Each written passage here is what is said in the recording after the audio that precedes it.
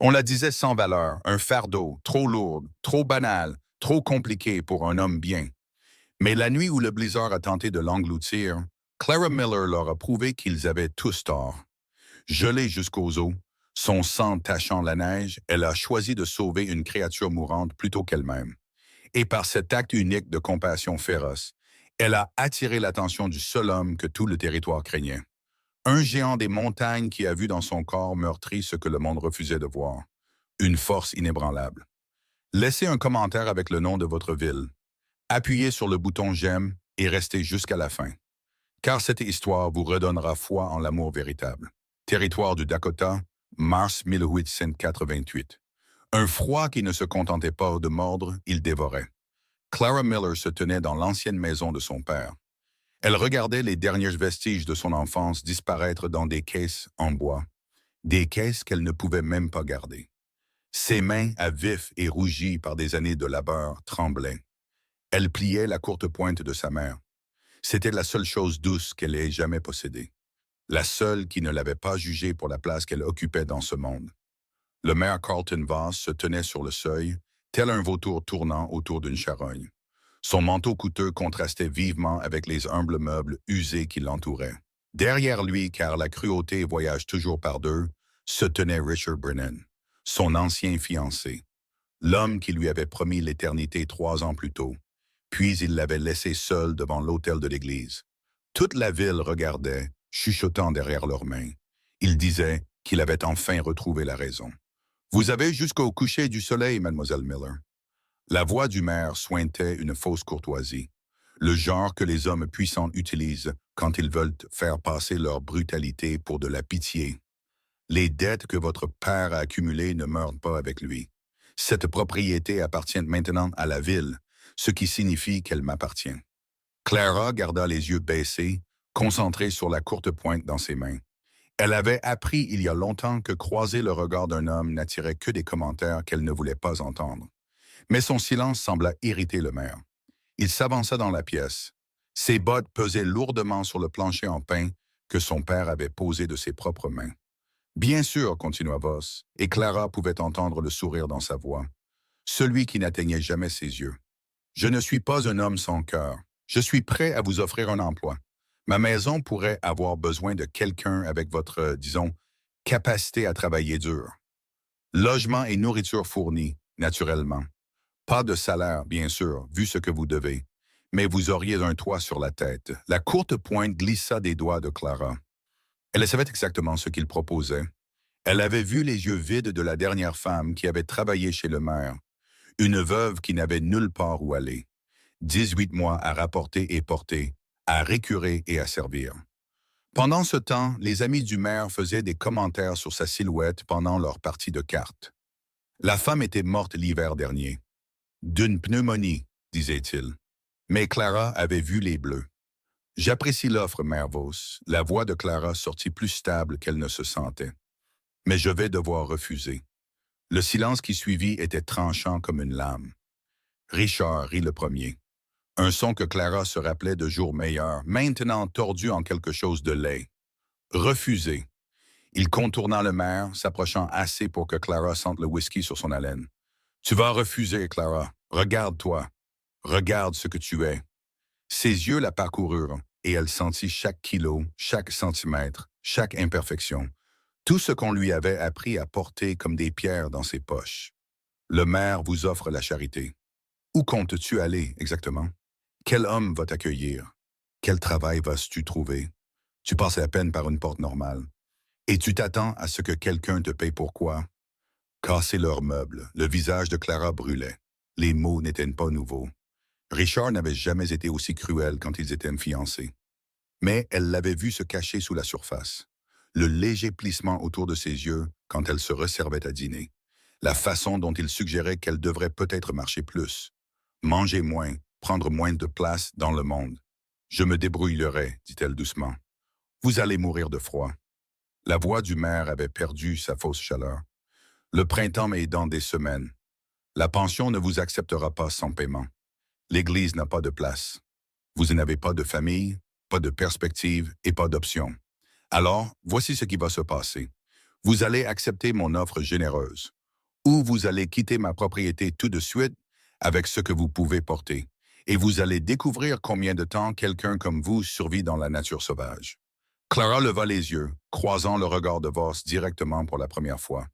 Elle n'y vit aucune pitié, seulement le calcul froid d'un homme qui avait passé des années à prendre ce qu'il voulait, et à appeler ça la loi. Et à ce moment-là, quelque chose changea en elle.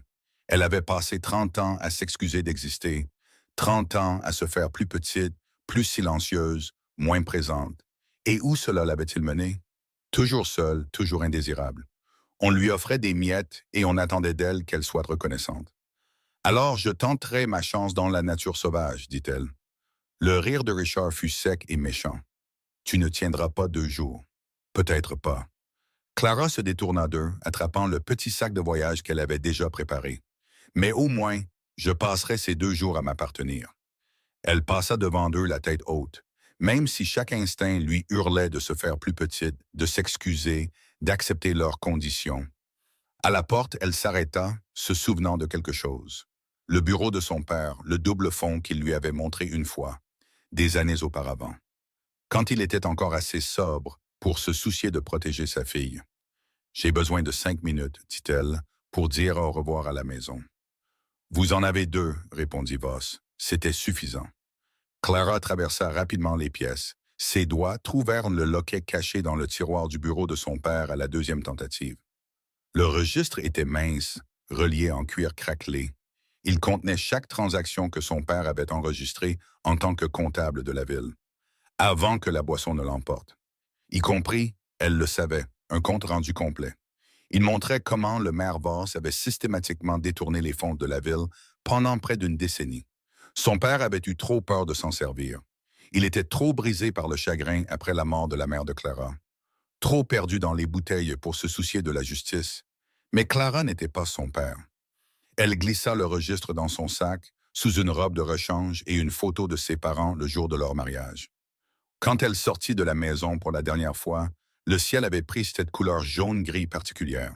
C'était un signe de neige, de grosse neige, le genre qui enterre les clôtures et fait disparaître les points de repère. Richard le remarqua aussi. « Tu vas vraiment faire ça? » Pour la première fois, il semblait incertain. « Clara, sois raisonnable. Il y a une tempête qui arrive. J'ai affronté des tempêtes pires que ça en étant juste à côté de toi, répondit-elle, et elle commença à marcher. La ville était à 10 kilomètres derrière elle quand les premiers flocons commencèrent à tomber. Clara avait un plan sommaire, né plus du désespoir que de la sagesse. Il y avait une colonie au nord-ouest, de l'autre côté des montagnes.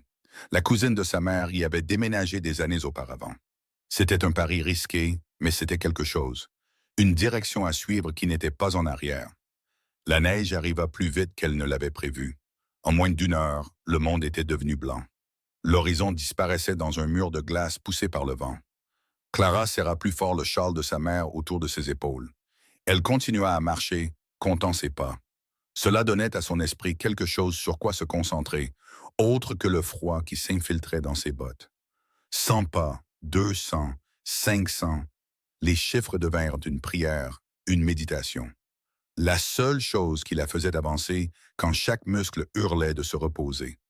Sa charpente robuste, ce corps qu'on lui avait appris à haïr, devint un allié inattendu.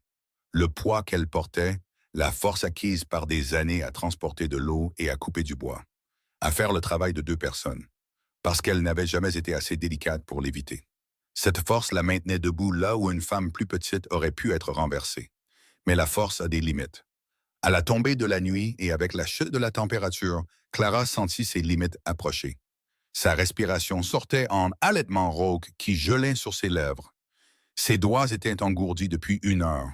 Elle ne sentait plus ses pieds, juste la conscience lointaine qu'ils bougeaient avant encore parce qu'elle leur ordonnait.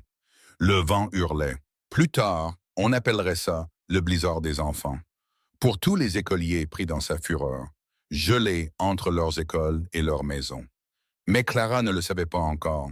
Elle le savait seulement qu'elle ne voyait pas à plus de 60 centimètres devant elle, qu'elle avait perdu tout sens de l'orientation, qu'elle allait mourir ici dans l'obscurité blanche et que personne ne trouverait son corps avant le dégel du printemps.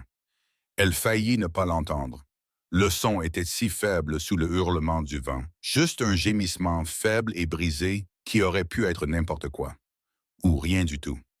Clara cessa de vaciller sur ses pieds, essayant de localiser la source. Le voilà de nouveau. Le cri d'un chien, faible et douloureux. Chaque pensée rationnelle lui disait de continuer à avancer, de garder le peu de force qui lui restait pour elle-même. Mais Clara n'avait jamais été douée pour la rationalité quand quelque chose souffrait. Elle se tourna vers le son, trébuchant dans une congère qui lui arrivait aux cuisses. Et elle trouva le chien. Il était énorme, un chien de berger, avec une fourrure épaisse grise et blanche. Elle était maintenant emmêlée de glace et de sang. Une branche d'arbre tombée, lourde comme un homme, avait coincé sa patte arrière. Le chien leva les yeux vers elle avec des yeux sombres et intelligents. Il fit à nouveau ce bruit. Il ne demandait pas d'aide, car les chiens ne demandent pas. Il reconnaissait simplement la douleur et la présence d'un autre être vivant. Clara tomba à genoux dans la neige. Ses mains étaient si froides qu'elle sentait à peine l'écorce rugueuse de la branche. Mais elle trouva une prise et tira. Rien. La branche aurait pu être enracinée dans la pierre. Le chien gémit de nouveau, plus doucement cette fois, comme s'il comprenait qu'il n'y avait aucun espoir et qu'il était simplement reconnaissant de ne pas mourir seul. Non, dit Clara à voix haute, sa voix emportée par le vent. Non, je n'ai pas fui ces hommes pour abandonner maintenant, et tu ne vas pas mourir ici non plus. Elle cala ses pieds, ses larges épaules, chaque once de sa puissante charpente pour laquelle elle avait passé sa vie à s'excuser, et elle tira. La branche bougea d'un pouce, puis d'un autre. Les muscles de son dos hurlèrent. Quelque chose craqua dans son épaule, envoyant une douleur brûlante dans son bras. Elle tira plus fort. La branche se libéra soudainement, et Clara tomba à la renverse dans la neige. Le chien se releva péniblement, boitant sur sa patte blessée, mais il pouvait bouger. Il boita jusqu'à elle et pressa sa tête massive contre sa poitrine. Clara réalisa qu'elle pleurait, les larmes gelant sur ses joues. De rien, murmura-t-elle, en roulant ses bras autour du cou du chien. Elle sentait son cœur battre contre le sien. Nous devrions continuer, trouver un abri. Je ne sens plus mes jambes, mais nous devrions essayer. Elle fit 3 pas avant que son corps ne cesse simplement d'obéir.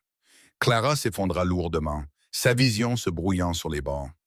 Le chien revint vers elle, se pressa contre son flanc. Et Clara comprit avec une clarté étrange et lointaine que c'était la fin. Elle avait sauvé une vie et cela devrait suffire. Le froid ne semblait plus si terrible. C'était la partie dangereuse. Elle connaissait ce moment où mourir de froid commence à ressembler à s'endormir. Clara serra le chien plus près, essayant de partager le peu de chaleur qui restait d'entre eux, et qu'elle laissa ses yeux se fermer. Et elle se réveilla dans la chaleur, et c'était la première chose impossible. La deuxième était le plafond au-dessus d'elle, des rondins grossièrement taillés, assemblés avec la précision de quelqu'un qui comprenait que dans ce pays, un mauvais travail signifiait la mort. La troisième était le poids sur sa poitrine, pas écrasant, mais présent. Et quand Clara tourna la tête, elle vit le chien de berger étendu sur elle. Sa respiration était profonde et régulière. La mémoire revint par fragments. Le blizzard, la branche, le choix de creuser au lieu d'abandonner. Puis rien que le silence blanc et la certitude de la fin. Pourtant, elle était là, vivante. Dans un lit qui n'était pas le sien, dans une pièce qu'elle ne reconnaissait pas. Elle portait une chemise de nuit propre, qui n'était certainement pas la sienne. Elle était au moins 3 tailles trop grande, même pour sa carrure imposante. La panique la frappa alors, vive et immédiate. Clara se redressa trop vite et la pièce tourna. Le chien leva la tête, sa queue battant une fois contre les lourdes couvertures, complètement indifférent. Malgré le vertige, Clara fit l'inventaire. Son corps lui faisait mal partout. La douleur profonde et glaciale de quelqu'un qui avait frôlé la mort par le froid. Mais tout semblait fonctionner. Son épaule lançait là où elle se l'était tordue en soulevant la branche. Ses doigts et ses orteils brûlaient avec le retour de la circulation. Mais elle était entière, habillée, et on ne l'avait pas touchée. La pièce était petite mais méticuleusement propre. Elle était dominée par le lit et une immense cheminée en pierre où des bûches brûlaient avec une chaleur constante. Ses vêtements pendaient sur une corde près du feu, séchés et brossés de la neige. Son sac était posé sur une chaise dans le coin. Quand les yeux de Clara le trouvèrent, son cœur faillit s'arrêter. Le registre. Si celui qui l'avait amené ici avait fouillé ses affaires, il avait trouvé les registres de son père. Il avait prévenu le maire Voss. Vos secrets sont en sécurité. La tête de Clara se tourna vivement vers la voix, et elle le vit pour la première fois. Il se tenait dans l'embrasure de la porte, la remplissant complètement. Sa première pensée cohérente fut qu'elle n'avait jamais vu un homme aussi grand. Pas gros, rien de mou chez lui. Juste massif comme une montagne est massive, inévitable et immuable. Il devait mesurer près de 2 mètres avec des épaules de cheval de trait. Des cheveux sombres tombaient sur son col. Une barbe épaisse couvrait la majeure partie de son visage, mais ne pouvait cacher les cicatrices. Elle parcourait sa joue, descendait le long de son cou, disparaissant sous sa chemise. Le genre de cicatrices qui viennent de la violence, pas des accidents. Clara se recula contre la tête de Lee avant de pouvoir se retenir, et elle se détesta pour ça. Mais l'homme ne s'approcha pas. Il resta sur le seuil. Quand il parla de nouveau, sa voix était étonnamment calme, grave et profonde, mais soigneusement modulée, comme s'il avait l'habitude que les gens aient peur. « Je n'ai pas regardé dans votre sac, dit-il. Je vous ai trouvé, vous et Goliath, à moitié gelés à 200 mètres de ma propriété. Je vous ai ramené, je vous ai réchauffé, et je vous ai laissé votre intimité. C'est tout. » Goliath, répéta Clara, sa voix sortant rauque et étrange. La queue du chien battit de nouveau à ce nom. « Mon chien, vous l'avez sauvé. » L'homme changea de posture. Clara remarqua qu'il gardait ses mains visibles, non menaçantes, comme on approcherait un cheval effrayé. « Je le cherchais depuis 6 heures quand le blizzard a frappé. Je pensais l'avoir perdu. Puis je vous ai trouvés tous les deux. Alors, je suppose que nous sommes quittes, ou presque. » L'esprit de Clara s'emballait, essayant de le situer. Un homme de cette taille vivant si loin de la ville, les gens devaient parler de lui. Puis elle comprit. Bear Thorn, Salas Thorn, l'homme des montagnes que les maires de la ville utilisaient pour effrayer les enfants et les forcer à obéir. Elle avait entendu les histoires chuchotées à l'épicerie, murmurées à l'église. Un tueur, disait une certain. Un déserteur de l'armée. Un homme qui avait assassiné sa propre famille dans l'Est et s'était enfui dans les territoires. Les histoires variaient, mais la conclusion était toujours la même. Restez loin de la montagne de Bear Thorn, car personne qui y montait n'en revenait indemne. Vous avez peur, observa Silas, sans accuser, juste en constatant un fait. C'est raisonnable. Vous ne me connaissez pas. Vous êtes seul. Mais je veux que vous compreniez quelque chose, mademoiselle. Je ne fais pas de mal aux femmes. Je ne vous toucherai pas sans votre permission. Je ne vous retiendrai pas ici contre votre volonté. Dès que la tempête se calmera, je vous emmènerai où vous voudrez. D'ici là, vous êtes en sécurité. Vous avez ma parole, pour ce que ça vaut pour vous.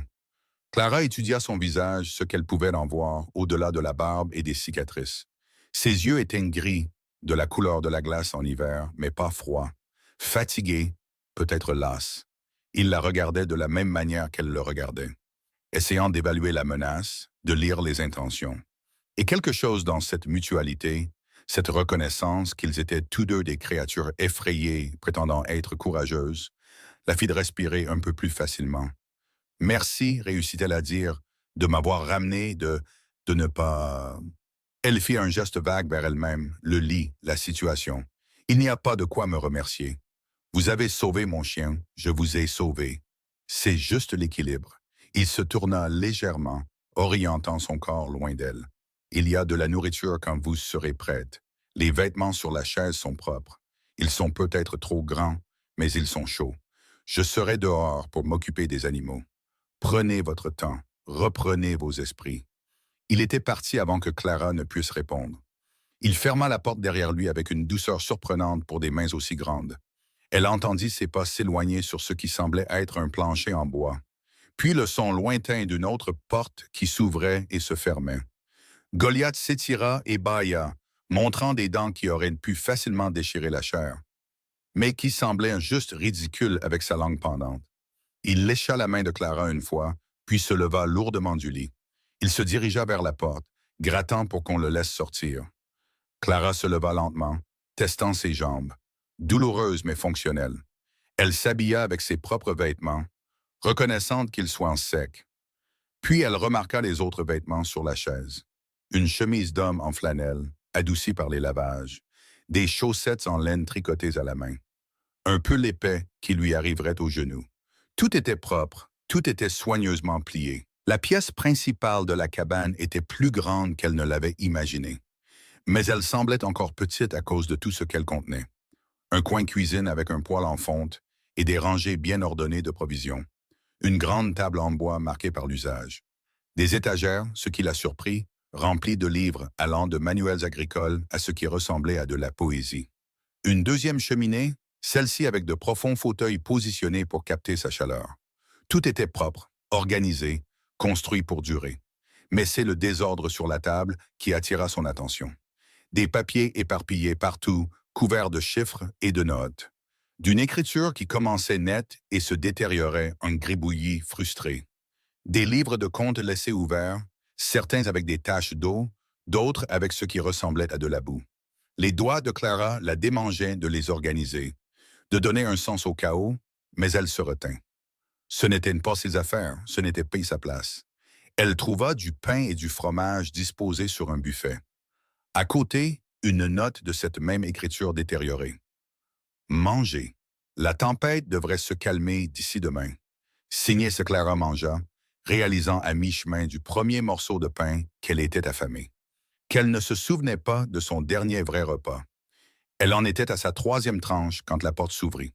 Salas rentra, accompagné d'un souffle d'air froid et de Goliath. Tous deux étaient couverts de neige fraîche. La tempête s'aggrave, dit Silas en secouant la neige de son manteau. Ça pourrait durer plus longtemps que demain. Il accrocha le manteau à une patère près de la porte. Clara vit sa façon de bouger, économique et prudente. Quelqu'un habitué à vivre dans de petits espaces. J'espère que vous êtes assez à l'aise ici. Je sais que ce n'est pas grand-chose. C'est chaud, dit Clara, et sec. C'est plus que ce que j'avais hier. Silas hocha la tête, se dirigeant vers le poêle pour vérifier ce qui mijotait.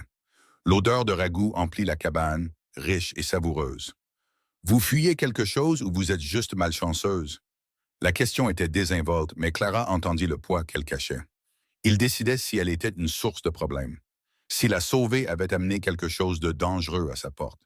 C'était juste, elle se serait posé la même question. Les deux, probablement, admit-elle.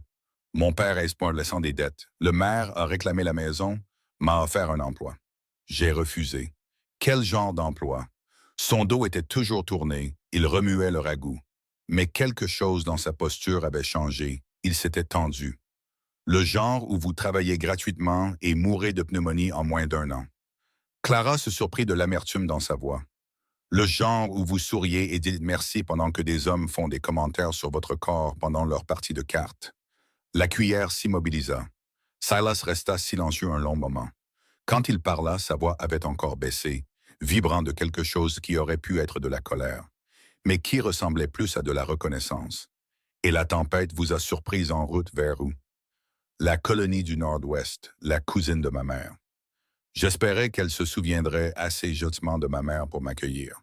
C'était un pari risqué. Clara rit, le son creux. Apparemment, trop risqué. Vous seriez morte, dit Silas sans détour, se tournant pour lui faire face. 1 mile de plus et le froid vous aurait emporté. Même si vous aviez survécu à la nuit, cette colonie est à 40 miles au nord-ouest, à travers 2 cols de montagne. À cette période de l'année, par ce temps, seule vous seriez morte. Je sais, dit Clara doucement, mais je serais morte libre. Cela semblait important à l'époque. Quelque chose changea dans son expression. La lassitude laissant place à ce qui aurait pu être du respect. Il l'étudia un long moment, puis hocha la tête une fois, comme pour se confirmer quelque chose. Vous avez besoin d'un endroit où rester. Ce n'était pas une question. J'ai besoin de beaucoup de choses. De nourriture, de travail, d'un avenir qui n'implique ni le gel ni la servitude. Mais oui, un abri serait un début. La tempête va durer des jours, peut-être une semaine. Vous pouvez rester ici jusqu'à ce qu'elle se calme. Après ça, si vous voulez, vous pouvez rester plus longtemps. J'ai de la place, plus que ce dont j'ai besoin. J'aurais besoin d'aide pour certaines choses. Il fit un geste vague vers la table couverte de papier. Je ne suis pas très doué pour la comptabilité. Clara regarda le désordre, les gribouillis frustrés et les taches d'œil. Elle sentit cette démangeaison familière de réparer, d'organiser, de mettre de l'ordre dans le chaos. Quel genre d'entreprise dirigez-vous? Des moutons, principalement. Quelques bovins. J'élève des chiens de travail à côté, la lignée de Goliath. Il y a de l'argent à se faire ou il y en aurait si je pouvais tenir les comptes correctement. Ma main. Il leva sa main gauche et Clara vit les cicatrices qui descendaient le long de ses doigts, la façon dont il se courbait légèrement vers l'intérieur. Je me suis fait prendre dans une batteuse il y a 10 ans. Ça a mal guéri. Écrire est difficile, le travail de détail est pire. Et je n'ai jamais eu beaucoup d'instructions pour commencer. Je peux m'occuper des comptes. Clara prononça les mots avant d'y avoir pleinement réfléchi. Mon père était le comptable de la ville avant de se mettre à boire. Il m'a appris son métier. Je peux organiser vos registres, mettre en place un système adéquat, gérer la correspondance avec les acheteurs. En échange du gîte et du couvert. En échange du gîte et du couvert, accepta Clara. Et peut-être à terme, un salaire si je me montre utile. Silas croisa les bras, réfléchissant. Il était éclairé par le feu, auréolé d'or. Clara remarqua pour la première fois que sous toute cette masse et ces cicatrices, il y avait quelqu'un de probablement proche de son âge, peut-être quelques années de plus. Pas le monstre ancien des histoires de la ville. Juste un homme essayant de travailler une terre difficile, seul. Marché conclu, dit-il finalement. Mais quelques règles. Vous prenez la chambre. Je prendrai le grenier. Vous voulez de l'intimité, vous le dites, et je m'éclipse. Vous voulez partir pour une raison quelconque, vous me le dites, et je vous emmènerai en ville moi-même, sans poser de questions. Et Clara, c'est bien votre nom. Elle hocha la tête. Clara, si jamais je vous mets mal à l'aise, si jamais je dépasse une limite, vous me le dites franchement. J'ai vécu seul trop longtemps, je pourrais oublier mes manières.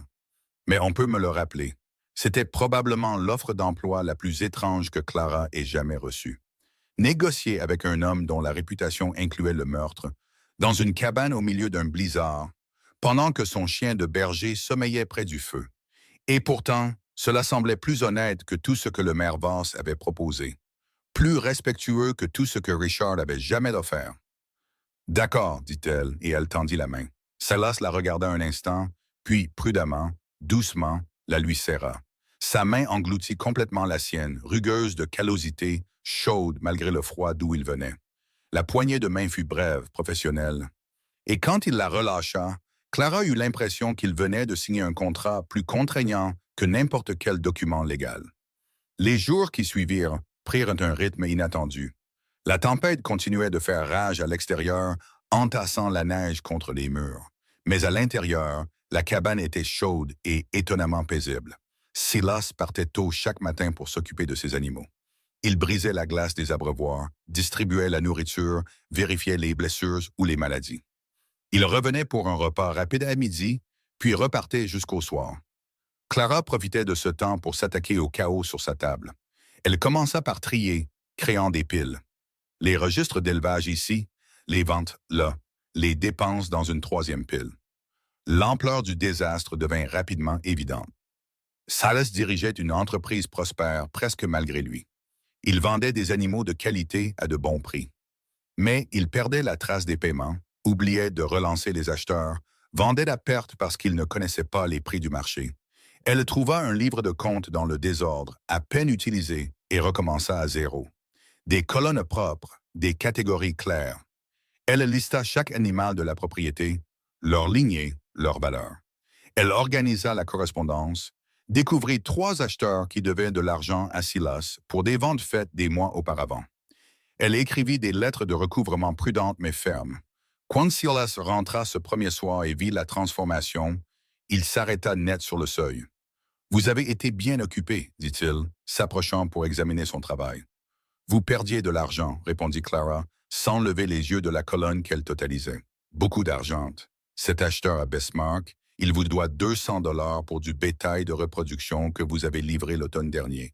Celui-ci à Pierre, 150 de plus. Et vous avez vendu ces 3 béliers à 30 $ pièce, alors que le prix du marché est plus proche de 50. Silas se pencha par-dessus son épaule, assez près pour qu'elle sente l'odeur du cuir, de la fumée de bois et de la sueur propre. Je ne connaissais pas le prix du marché. Moi, si. Mon père était peut-être un ivrogne, mais avant ça, il était le meilleur comptable du territoire. Il savait comment faire des recherches, comment trouver les vrais chiffres sous ce que les gens prétendaient. Il me l'a appris. Clara tapota la lettre qu'elle avait rédigée. « Envoyez celle-ci. Vous aurez votre argent d'ici un mois, et la prochaine fois, vous saurez quoi facturer. Vous avez fait tout ça en un jour. J'étais motivé. Je n'aime pas le désordre, et je n'aime pas voir les gens se faire avoir, même s'ils se font avoir eux-mêmes par ignorance. Elle leva enfin les yeux vers lui, le trouvant en train de regarder son travail avec une sorte d'émerveillement. C'est ce que je sais faire, Silas. Les chiffres, l'organisation, voir les schémas. Laissez-moi faire ça, et votre entreprise doublera ses bénéfices en un an. Il resta silencieux un long moment, puis se pencha pour prendre une des lettres, la lisant lentement. Vous écrivez vraiment bien, de manière professionnelle. Merci. J'ai du mal à écrire mon propre nom sans que ça ressemble à un dessin d'enfant, dit-il.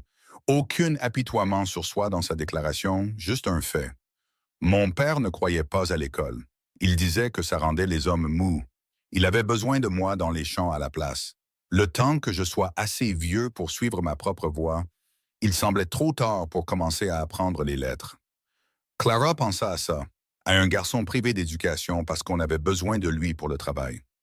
Devenu un homme qui luttait avec les outils mêmes dont il avait besoin pour réussir. Ce n'était pas si différent de sa propre histoire, en fait. Des chaînes différentes, le même résultat. Il n'est jamais trop tard, dit-elle. Si vous vouliez, je pourrais vous apprendre une meilleure écriture, l'arithmétique de Bams, la lecture. Assez pour gérer vos propres comptes si, quand je partirai. Vous prévoyez de partir? La question l'a pris au dépourvu. Éventuellement, je ne peux pas rester ici pour toujours. Pourquoi pas? Silas tira la chaise en face d'elle, s'assit lourdement. Je veux dire, si l'arrangement fonctionne, si vous êtes utile et que je suis respectueux, pourquoi ne pas rester? Parce que les gens parleraient, pensa Clara, mais ne le dis pas.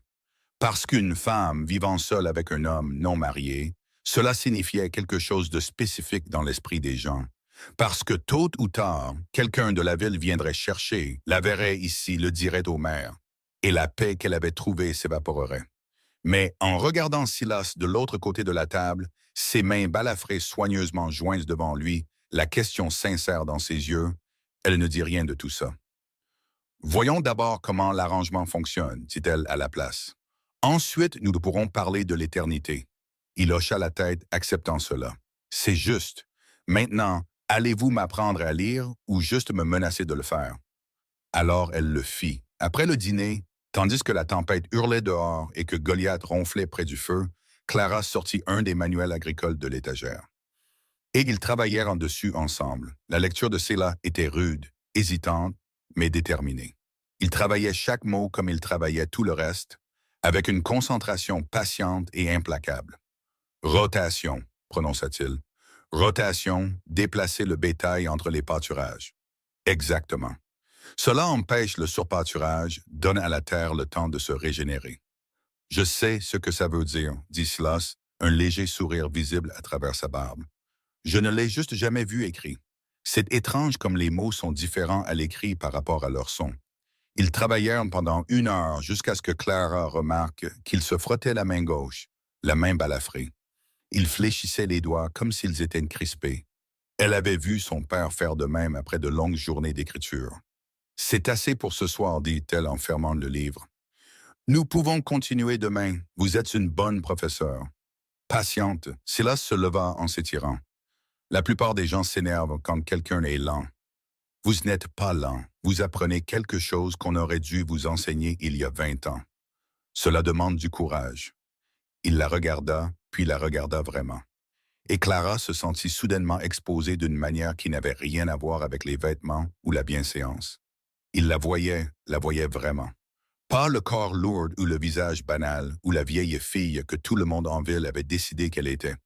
Il voyait la personne qui avait réorganisé sa vie en une seule journée, qui avait parlé de prix du marché et de lettres de recouvrement avec confiance, qui avait qualifié sa détermination de courage au lieu de stupidité. « Merci, dit-il doucement, pour tout, les comptes, l'enseignement, pour être resté. » Clara hocha la tête, ne faisant pas confiance à sa voix. On l'avait remerciée pour des choses auparavant, pour avoir soulevé de lourdes charges, pour avoir travaillé des heures supplémentaires, pour avoir accepté moins que ce qu'elle méritait. Mais cela semblait différent. Cela ressemblait à une gratitude sincère entre égaux. Cette nuit-là, allongée dans la chambre, pendant que Silas montait à son grenier, Clara écouta la tempête. Elle pensa au tournant étrange que sa vie avait pris. 3 jours auparavant, elle faisait face à la servitude ou à la mort. Maintenant, elle était au chaud, nourrie, faisant un travail qui utilisait réellement son esprit au lieu de juste son dos. Vivant avec un homme que la ville appelait un monstre, qui n'avait été que respectueux et gentil. Le monde, songea-t-elle, était plein de surprises, et pas toutes mauvaises. La tempête se calma enfin le 5e jour, révélant un paysage transformé. La neige avait enterré les clôtures, remodelé les collines, transformé le monde familier en quelque chose d'étranger et de beau. Silas dégagea des sentiers vers la grange et les abris pour animaux, pendant que Clara travaillait à finaliser le nouveau système de comptabilité. Elle avait trouvé son rythme dans la cabane. Les matins étaient pour les comptes et la correspondance. Les après-midi, elle s'était mise à cuisiner, découvrant que le garde-manger de Silas était bien approvisionné, mais sous-utilisé. Il vivait de ragoûts et de pain depuis ce qui devait être des années. Clara lui fit découvrir le rôti en cocotte, les biscuits qui n'étaient pas durs comme de la pierre, les légumes cuits autrement qu'à l'eau bouillante. C'est incroyable, dit Silas avec une bouchée de poulet rôti, le premier vrai repas qu'elle avait préparé. Comment as-tu appris à cuisiner comme ça? De la même manière que tu as appris à survivre seul sur une montagne, par nécessité et par pratique. Il rit à cela, un son qu'elle entendait plus souvent. Cela transformait son visage, le faisait paraître plus jeune, presque doux. C'est vrai, elle avait aussi commencé à nettoyer, non pas parce que Silas était sale, mais parce que la cabane était clairement le domaine de quelqu'un qui nettoyait par fonction, pas par confort. Elle avait trouvé des rideaux dans un coffre, probablement laissé par l'ancien propriétaire de la cabane, et les avait accrochés. Elle avait organisé les étagères par sujet au lieu de les placer au hasard. Elle avait même trouvé des fleurs sauvages conservées entre des pages d'un livre, délicates et anciennes, et les avait placées dans un bocal sur la table. Tu en fais un foyer, observa Silas un soir, la regardant arranger les fleurs. Est-ce que ça va? Plus que ça. J'ai vécu ici 7 ans, et ça n'a jamais été comme ça. Jamais été chaleureux. Je veux dire, de la chaleur, oui, mais pas chaleureux. Pas comme ça. Bon, Clara comprit la distinction. La chaleur n'était pas une question de température. C'était une question de soin, de quelqu'un qui pensait à mettre des fleurs sur une table sans autre raison que leur beauté. C'était des rideaux qui adoucissaient la lumière crue et de la nourriture qui avait le goût de la réflexion. J'aime améliorer les endroits, admit-elle. Toujours. C'est satisfaisant de voir le potentiel et de le faire ressortir. Tu es doué pour ça, dit Silas. Pour tout. Les contes, la cuisine, le fait de rendre les choses jolies. J'attends toujours le piège, que tu me dises ce que tu veux vraiment. Je veux exactement ce que j'ai.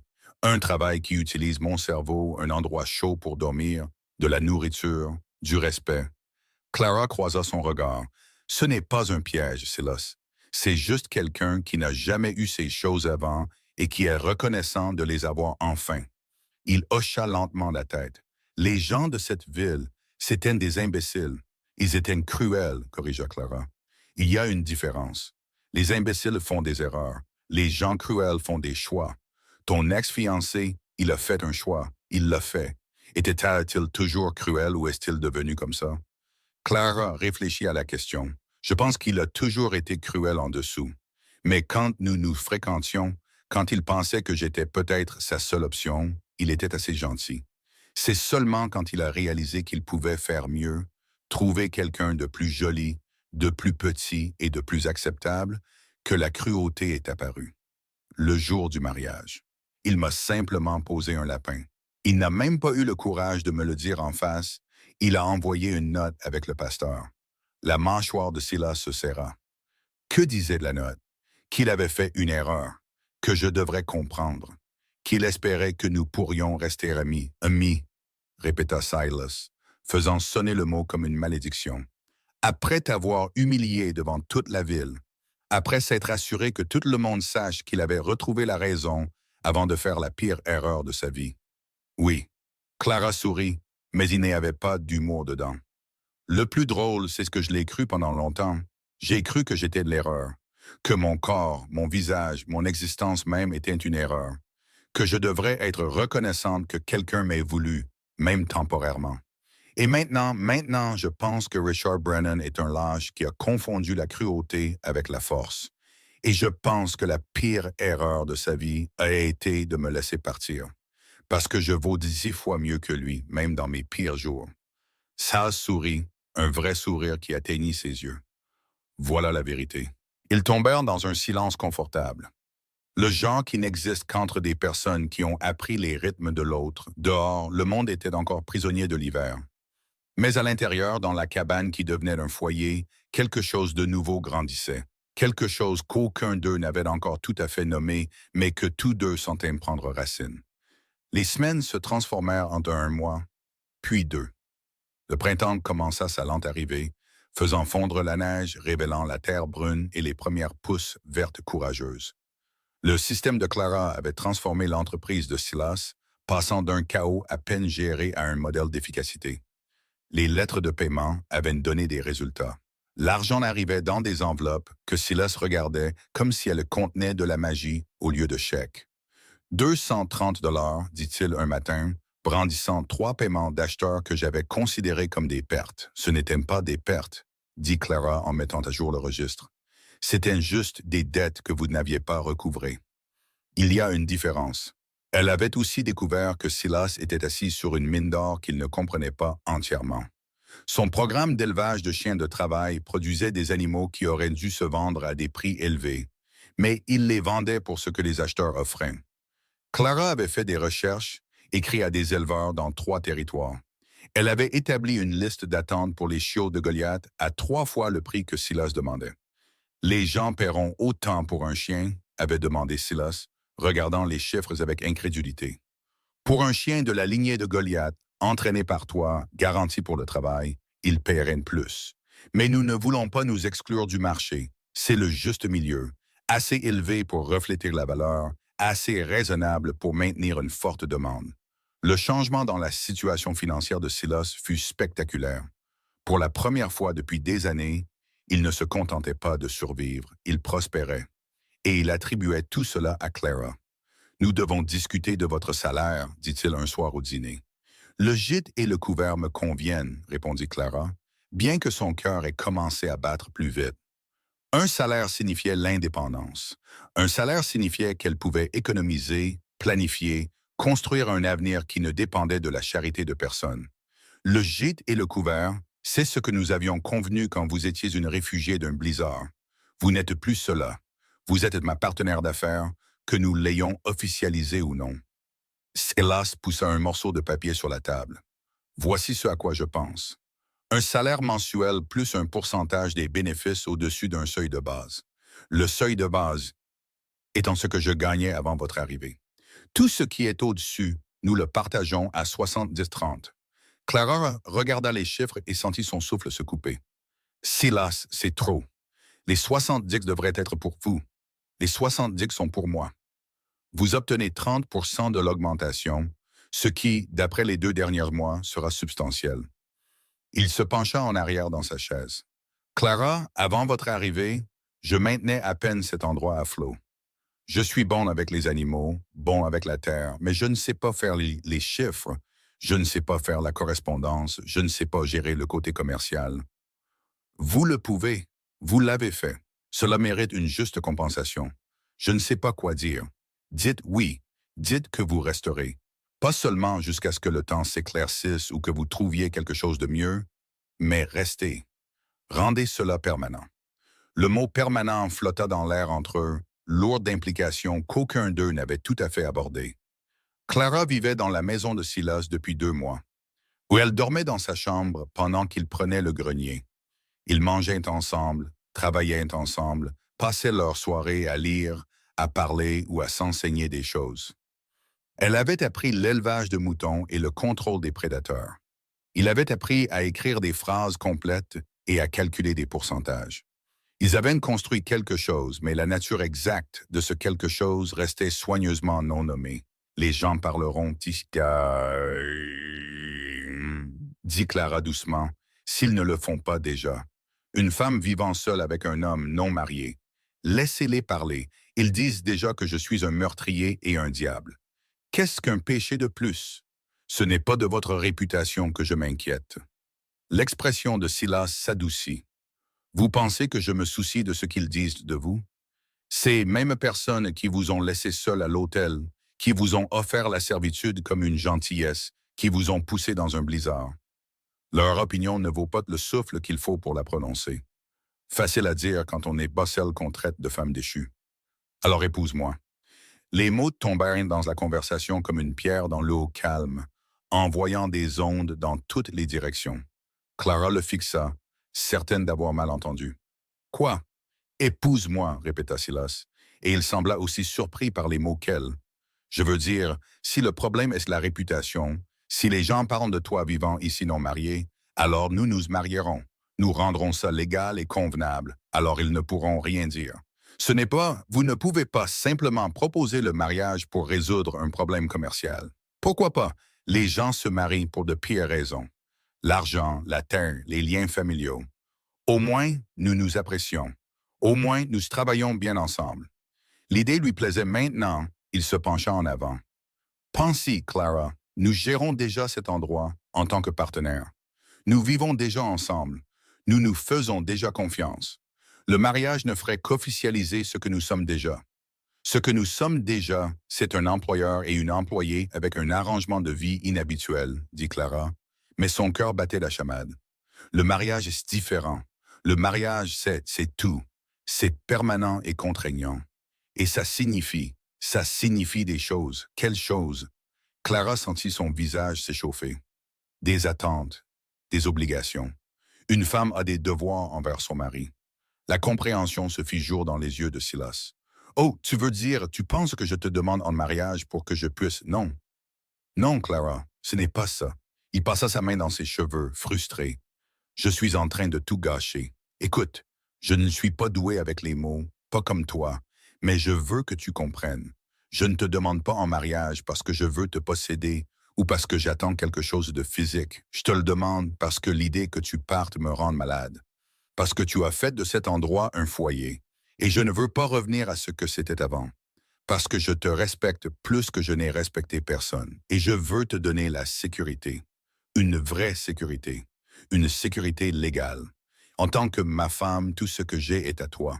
La terre, l'argent, tout.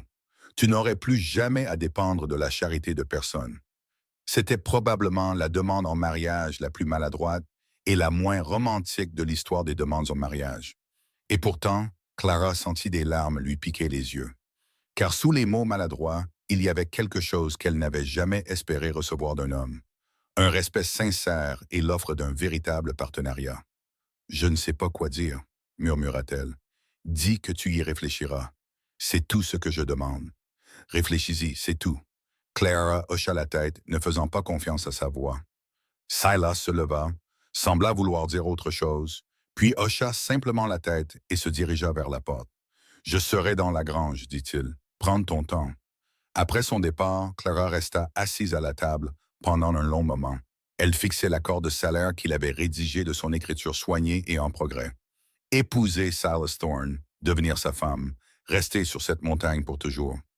La partie pratique de son cerveau, celle qu'il avait maintenue en vie à travers l'alcoolisme de son père, l'abandon de Richard et les menaces du maire, exposa les avantages.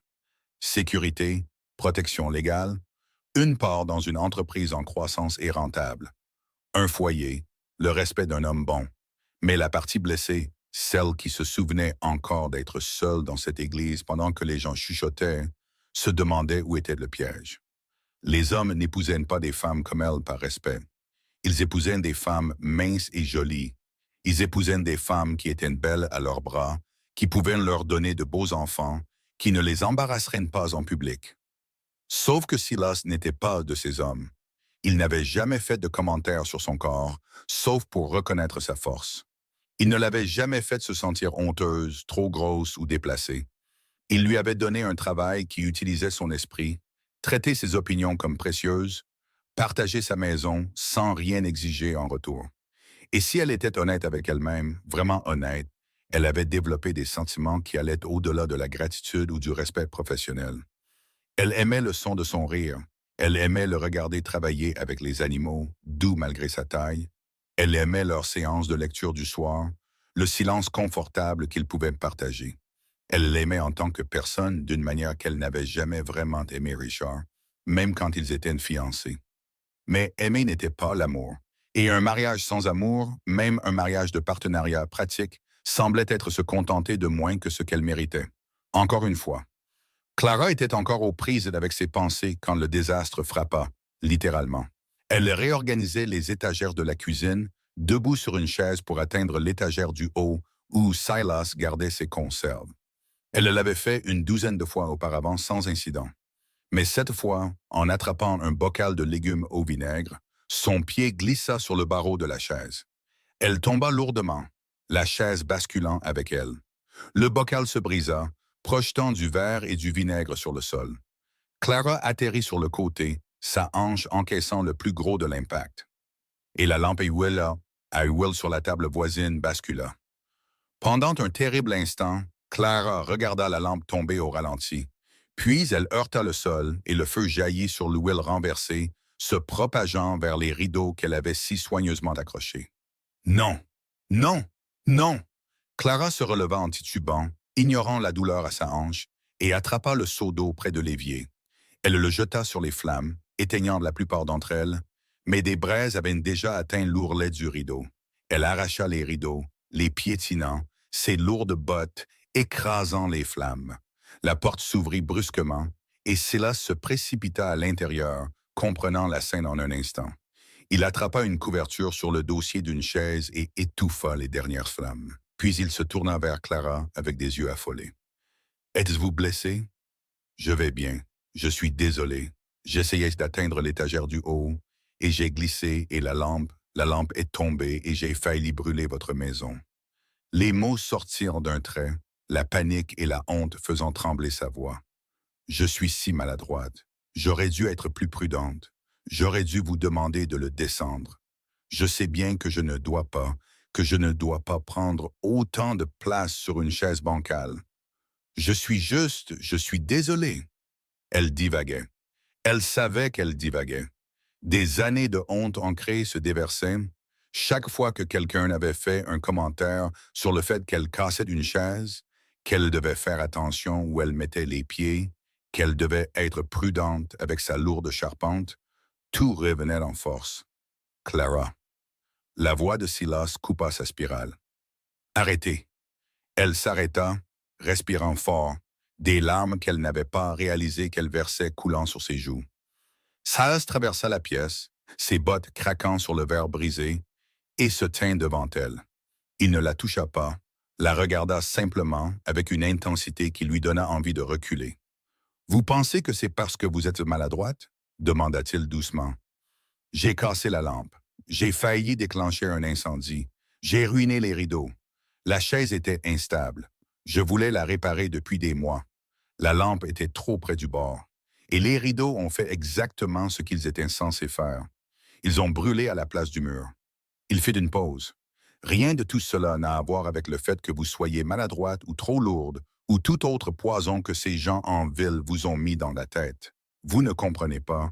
J'ai toujours été comme ça, à casser des choses, à prendre trop de place, à être trop. « Regardez-moi, dit Silas, et quelque chose dans son ton fit que Clara croisa son regard. « Vous voulez savoir ce que je vois quand je vous regarde? Je vois la femme qui a sauvé mon chien alors qu'elle mourait de froid. Je vois la personne qui a pris mon entreprise désastreuse et l'a rendue rentable. Je vois quelqu'un qui fait des rideaux, cuisine de vrais repas et m'apprend à lire sans jamais me faire sentir stupide. Je vois de la force, Clara. De la vraie force, pas le faux genre qui vient en rabaissant les autres. C'est gentil à vous de dire ça, mais je ne suis pas gentil. Je suis honnête. » Il fit un geste vers la fenêtre, vers la terre au-delà. « Regardez dehors, vous voyez ces chênes?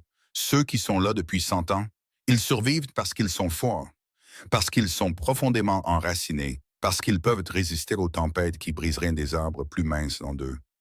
Le blizzard ne les renverse pas, le vent ne les brise pas. Ils endurent. » Il se retourna vers elle et Clara vit quelque chose de féroce dans son expression, quelque chose qui lui coupa le souffle. « Vous êtes un chêne, Clara, robuste et forte et construite pour durer.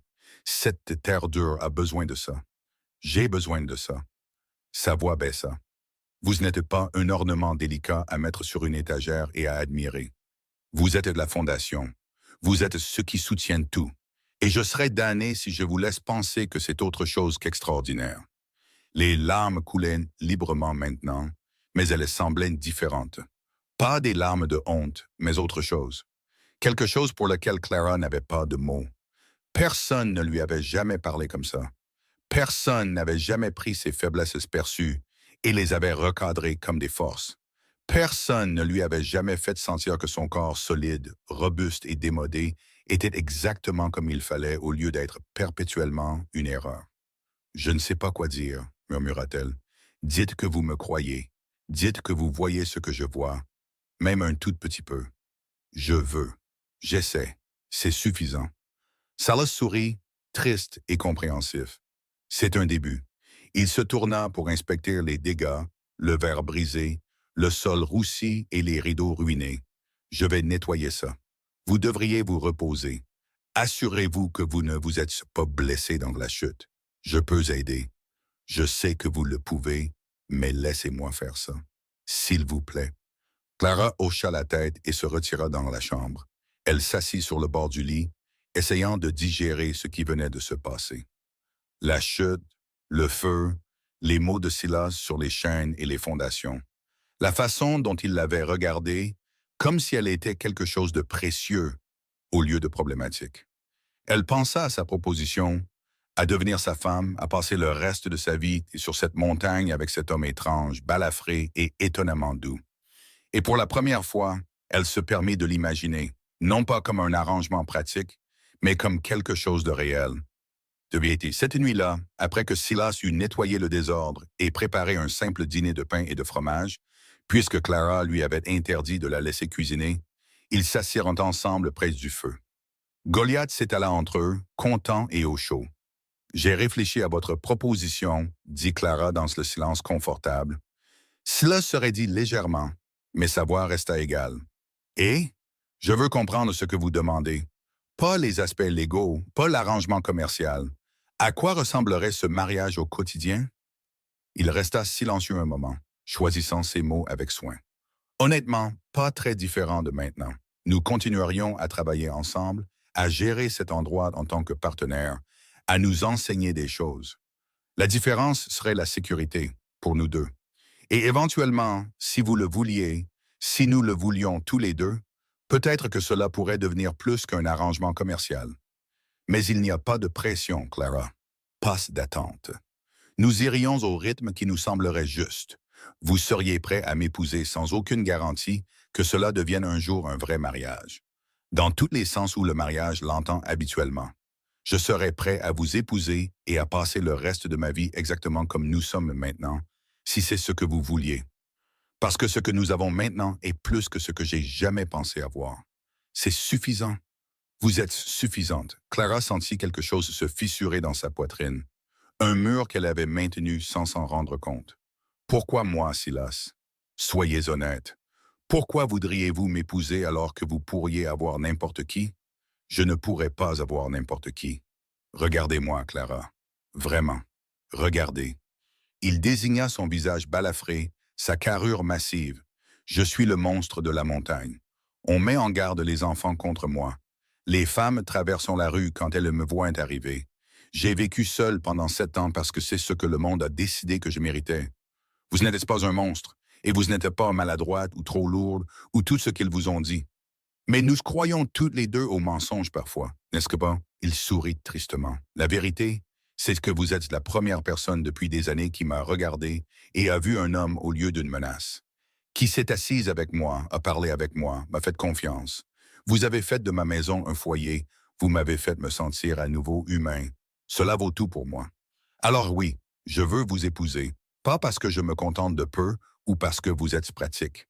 Parce que vous êtes vous, et je ne peux pas imaginer vouloir quelqu'un d'autre. Les mots flottaient dans l'air entre eux, honnêtes et bruts, et terrifiants dans leur vulnérabilité. Clara regarda cet homme qui lui avait sauvé la vie, qui lui avait donné du travail, du respect et de la sécurité, qui venait de la comparer à un chêne comme si c'était le plus grand compliment qu'il pouvait offrir. Et elle fit son choix. « Oui, dit-elle, Silas cligna des yeux. Oui, oui, je vous épouserai. Pas parce que c'est pratique, même si ça l'est. Pas parce que j'ai peur d'être seul, même si je l'étais. Mais parce que j'aime qui je suis quand je suis avec vous. Parce que vous me faites me sentir forte au lieu de honteuse. Parce que je veux rester ici avec vous et construire quelque chose de réel. Le sourire qui se répandit sur le visage de Silas fut comme un lever de soleil, transformant tout. Tu es sérieuse? Je suis sérieuse. Il se leva, et pendant un instant, Clara pensa qu'il pourrait l'embrasser, mais il tendit la main à la place, formelle et respectueux. Elle la prit et il la tira sur ses pieds, leurs mains jointes suspendues entre eux. Nous ferons ça bien, dit-il. Je trouverai une bague.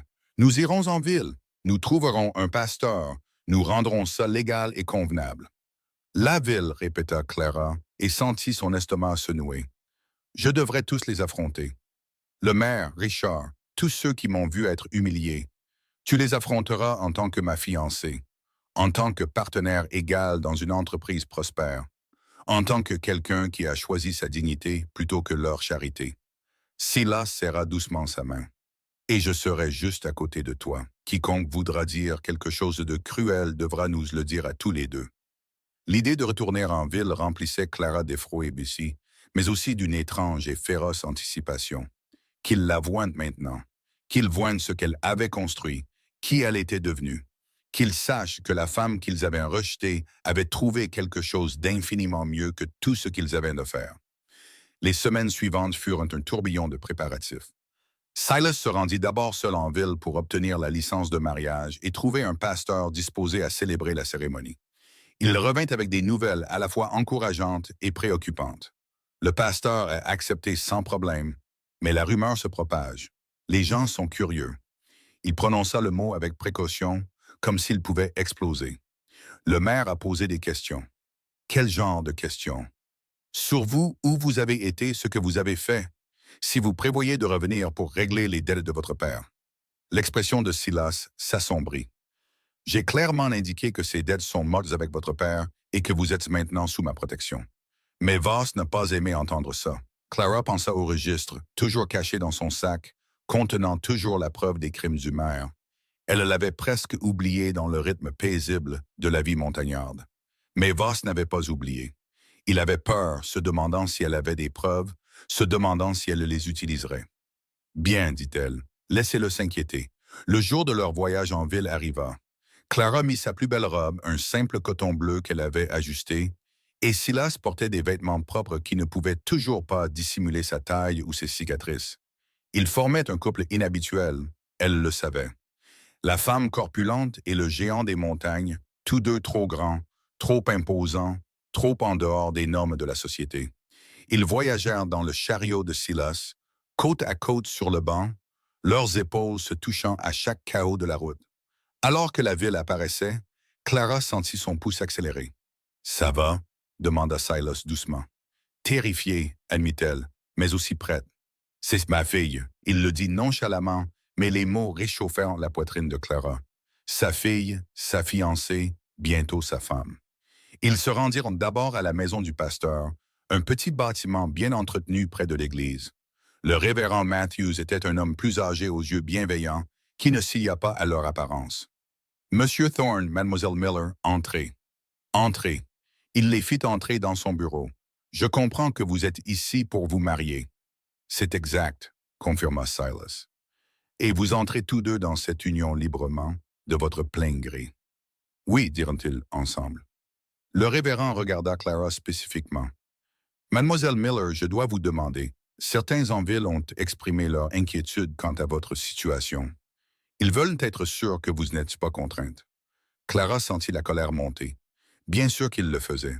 Bien sûr, ils ne pouvaient pas imaginer qu'elle puisse être réellement désirée, qu'elle puisse réellement choisir cela.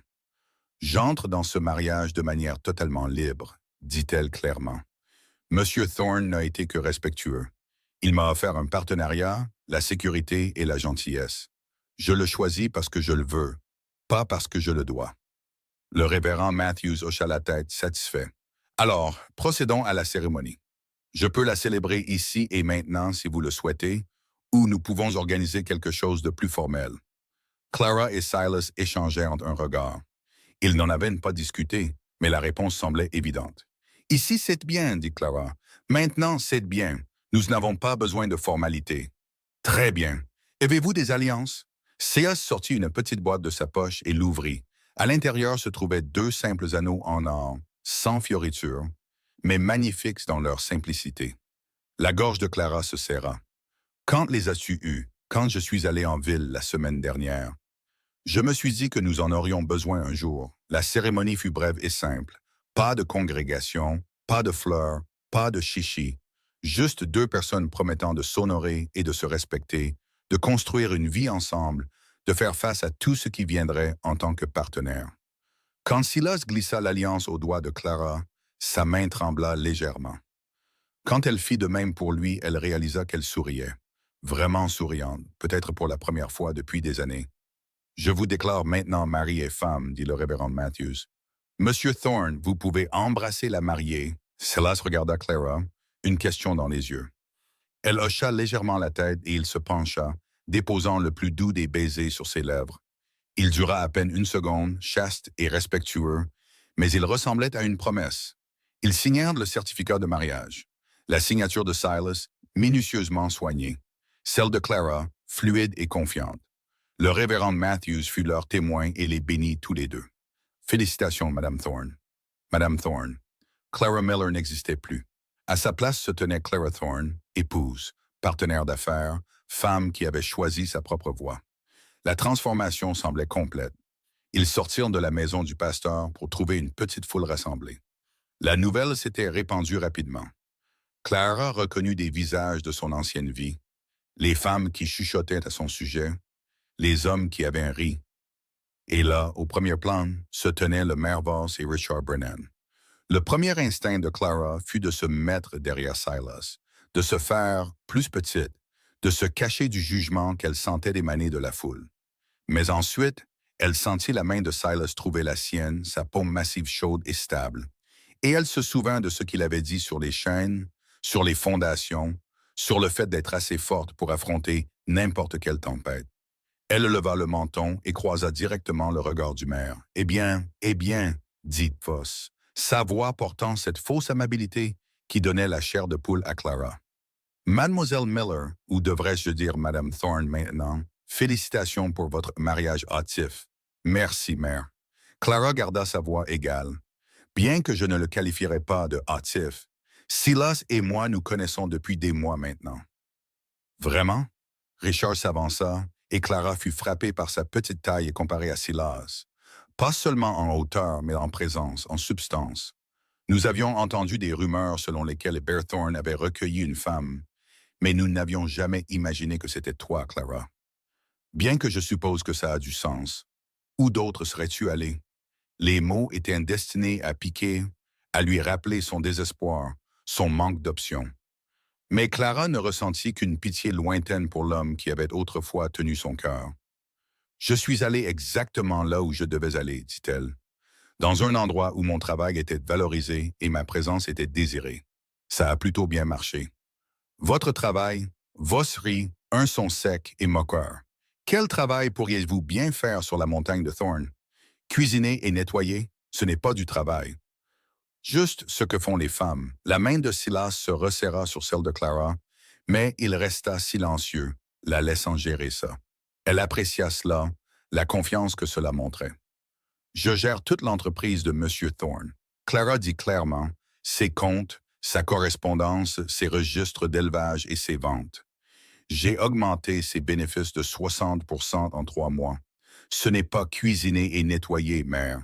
C'est du sens des affaires. » Plusieurs personnes dans la foule murmurèrent, surprises. Clara vit quelques visages qu'elle se rappelait comme amicaux, des gens qui avaient été gentils avec elle avant la mort de son père. Ils semblaient impressionnés. D'autres semblaient sceptiques. « Du sens des affaires, » répéta Richard, sa lèvre se retroussant. « Clara, s'il te plaît, tu vis sur une montagne avec un homme qui sait à peine écrire son propre nom. Quel genre d'entreprise pourrait-il bien avoir? Et plus important encore, quel genre de femme emménage avec un homme étranger, non marié? Nous savons tous ce que ça fait de toi. » L'implication flotta dans l'air, laide et claire.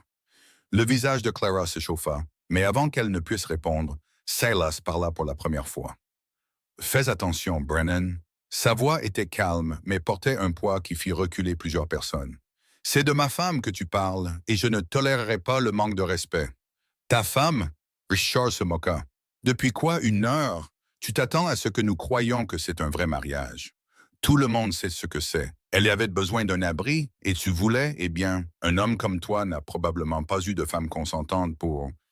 Il fit une pause, laissant l'implication se compléter.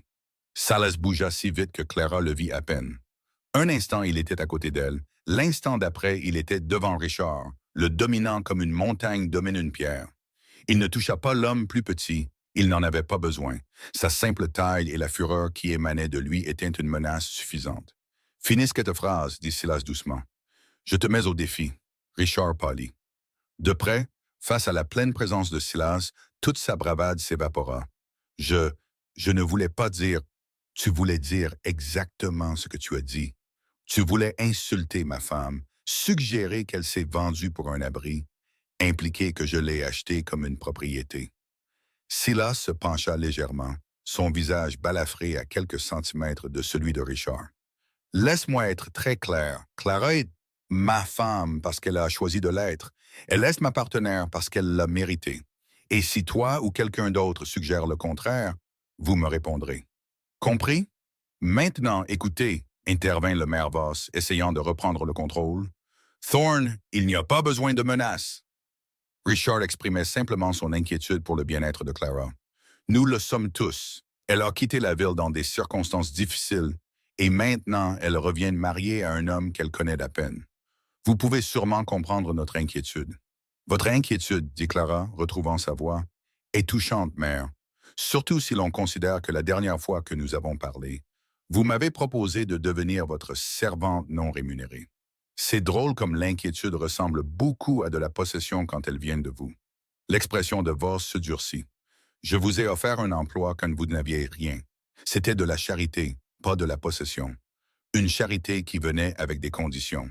Une charité qui m'aurait mise à la merci de vous et de vos amis. Ce n'est pas de la charité, mère. C'est de l'exploitation. Des mots de force de la part d'une femme qui s'est enfuie plutôt que de faire face à ses obligations. Voss s'approcha, sa voix baissant. Votre père est mort en devant de l'argent à cette ville, Clara. Cette dette ne disparaît pas simplement parce que vous avez épousé un ermite des montagnes. Les dettes de mon père sont mortes avec lui, intervint Silas. Clara ne vous doit rien. La loi pourrait ne pas être d'accord. J'ai examiné les registres et il y a des irrégularités importantes dans la façon dont votre père gérait les comptes de la ville. De l'argent qui ne peut être justifié. Certains pourraient appeler ça du vol. Clara sentit la glace l'envahir. C'était ça. La vraie raison pour laquelle Voss était là. Il accusait son père de détournement de fonds, essayant de la forcer à revenir sous son contrôle par la honte et la menace légale. Et il comptait sur le fait qu'elle n'avait pas de preuve de la vérité. Des irrégularités, répéta-t-elle prudemment, dans les comptes de la ville. Des irrégularités substantielles, des milliers de dollars non justifiés au fil des ans où votre père a servi de comptable. Voss sourit, et c'était le sourire d'un prédateur sentant la faiblesse. Bien sûr, ces choses peuvent être négligées si certains arrangements sont faits, si les dettes sont reconnues et remboursées par le service. Clara comprit parfaitement. Il essayait de la forcer à entrer dans sa maison, utilisant la réputation de son père comme levier. Et si elle refusait, il traînerait le nom de son père dans la boue. Il essayerait probablement de prétendre qu'elle était complice du vol présumé. Elle pensa au registre dans son sac à la cabane. Le vrai compte rendu de l'endroit où cet argent était allé, dans les poches de Voss par de fausses factures et une comptabilité créative. Son père avait eu trop peur d'utiliser des preuves, mais Clara n'était pas son père. C'est une accusation grave, mère, dit-elle lentement. Vous prétendez que mon père a détourné des fonds de la ville. Je dis que les preuves le suggèrent, à moins qu'une autre explication ne puisse être fournie. Et si je pouvais fournir des documents prouvant où chaque centime est allé, montrant exactement qui a bénéficié de ces irrégularités? Quelque chose vacilla dans les yeux de Voss. L'incertitude, la peur. Je doute que de tels documents existent. Votre père n'était pas exactement méticuleux dans ces dernières années, mais il était méticuleux dans ses premières années, quand il était sobre, quand il tenait des registres parfaits de chaque transaction. Clara sourit, et elle savait que ce n'était pas un sourire aimable. Des registres qui pourraient n'être très intéressants pour les autorités territoriales, pour les auditeurs fédéraux, pour quiconque voudrait connaître la vérité sur l'endroit où l'argent de la ville est vraiment allé. La foule s'était tue, sentant le drame. Le visage de Voss était soigneusement vide, mais Clara pouvait voir la tension dans ses épaules, la façon dont ses mains s'étaient crispées en poing. « Vous me menacez, Clara? » »« Je constate des faits, mère. Vous voulez parler d'irrégularités dans les finances de la ville. Parlons de toutes. Chaque dollar manquant, chaque fausse facture, chaque entrée créative dans le registre. Mettons tout cela en lumière et voyons qui finira par avoir l'air coupable. Vous bluffez. Vous n'avez rien. Essayez-moi, dit Clara doucement. Faites un seul geste contre moi ou mon mari. Poursuivez ces affirmations ridicules sur mon père. Et je m'assurerai que chaque journal du territoire voit les preuves de que j'ai. J'enverrai des copies au gouverneur territorial, au marshal fédéral, à quiconque voudra écouter. Et nous verrons alors quelle réputation survivra. L'impasse s'éternisa, aucun d'eux ne voulant céder. Clara pouvait sentir Silas à côté d'elle, un mur solide de soutien, prêt à intervenir si nécessaire, mais lui faisant confiance pour mener cette bataille elle-même. Finalement, Voss recula. Cette conversation n'est pas terminée. Si elle l'est, répondit Clara, elle est terminée et vous avez perdu. Acceptez-le avec grâce et je garderai mes preuves pour moi. Attaquez-vous à moi ou au mien et je vous enterrerai avec. Les yeux de Voss brûlaient de fureur, mais il n'avait plus de coups à jouer. Il se tourna vers Richard. « Allons-y, nous avons fini ici. » Mais Richard n'était pas prêt à partir. Il avait été humilié 2 fois maintenant, d'abord par l'intimidation physique de Silas, puis en regardant Clara affronter le maire. Sa fierté exigeait qu'il riposte d'une manière ou d'une autre. « Tu penses que tu as gagné quelque chose, dit-il à Clara, sa voix tremblant de colère. Tu penses qu'épouser ce monstre te rend meilleur que ce que tu es? Tu es toujours la même femme lourde et sans grâce que j'ai laissée à l'hôtel. Toujours indésirable. Toujours pathétique. La seule différence, c'est que maintenant tu as trouvé quelqu'un d'assez désespéré pour te prendre. Quelqu'un qui ne pouvait pas avoir une vraie femme. Alors il s'est contenté de ce qu'il a pu trouver. Les mots atteignirent leur cible. Non pas parce qu'ils blessèrent Clara, mais parce qu'ils révélaient si complètement qui était Richard. Petit, cruel, désespéré de blesser, parce qu'on l'avait fait se sentir petit lui-même. Clara le regarda et ne ressentit que de la pitié. « Tu as raison sur une chose, dit-elle. Je suis la même femme que tu as laissée à l'hôtel, assez forte pour sauver un animal mourant dans un blizzard, assez intelligente pour transformer une entreprise en difficulté en une entreprise rentable, assez courageuse pour choisir la dignité plutôt que la servitude. Cette femme a toujours été là, Richard. Tu étais juste trop aveugle pour voir sa valeur. » Elle fit une pause puis s'asséna le coup final. « Mais je te suis reconnaissant. Parce que si tu ne m'avais pas laissé à cet hôtel, si tu m'avais réellement épousé, j'aurais passé ma vie avec un homme petit et mesquin. Un homme qui mesure la valeur par l'apparence et la cruauté par la force. Au lieu de ça, j'ai un mari qui me voit vraiment et apprécie ce qu'il voit. Alors, merci Richard. Merci d'avoir été trop faible pour apprécier ce que tu avais. Ça a tellement mieux marché pour moi de cette façon. » Le visage de Richard devint violet de rage. Il se jeta en avant et Clara ne sut pas s'il voulait la frapper ou juste l'intimider, mais il n'en eut jamais l'occasion. Silas l'attrapa par le col et le souleva du sol d'une seule main. « Touche ma femme, dit Silas, sa voix comme du gravier, et je te briserai chaque os de la main. Approche-toi de notre propriété et je considérerai ça comme une violation de propriété. Prononce son nom à nouveau et je m'assurerai que tu le regrettes. C'est clair? » Richard hocha la tête frénétiquement, ses pieds pendant dans le vide. Silas le reposa avec une légère poussée qui le fit trébucher en arrière. « Bien. Maintenant, sors de ma vue avant que je ne change d'avis sur le fait d'être civilisé. » Richard et le maire se retirèrent, suivis de quelques-uns de leurs acolytes. Le reste de la foule se dispersa lentement, chuchotant entre eux. Clara entendit des fragments, certains admiratifs, certains scandalisés, tous engagés. Elle leur avait donné de quoi parler pendant des mois. Quand ils furent enfin seuls dans la rue, Silas se tourna vers Clara. « Ça va? Je vais mieux que bien. Je suis furieuse et exaltée et fière. » Clara rit, le son un peu sauvage. Ai-je vraiment menacé le maire? Tu l'as fait, et tu l'as bien fait, bien que tu viennes peut-être de te faire un ennemi puissant. Il était déjà mon ennemi. Au moins maintenant, il sait que je peux me défendre. Clara regarda son mari, cet homme massif et balafré qui s'était tenu à ses côtés, mais l'avait laissé mener sa propre bataille. Merci de ne pas être intervenu, de m'avoir fait confiance pour gérer ça. C'était ton combat, ta victoire. J'étais juste là au cas où tu aurais besoin de renfort. Silas sourit. Bien que je doive admettre que te voir affronter Voss était impressionnant. Terrifiant, mais impressionnant. Ils retournèrent au chariot et Clara se sentit plus légère qu'elle ne l'avait été depuis des années. Elle avait affronté ses démons, son passé, les gens qui avaient essayé de la briser, et elle avait gagné. Pas par la violence ou la cruauté, mais par la force et la vérité, et le refus d'être diminué.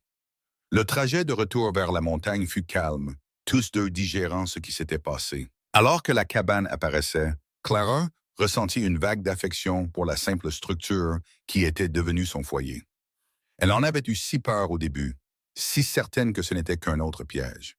Maintenant, elle représentait la liberté, le partenariat, un avenir qu'elle avait construit de ses propres mains et de son propre esprit.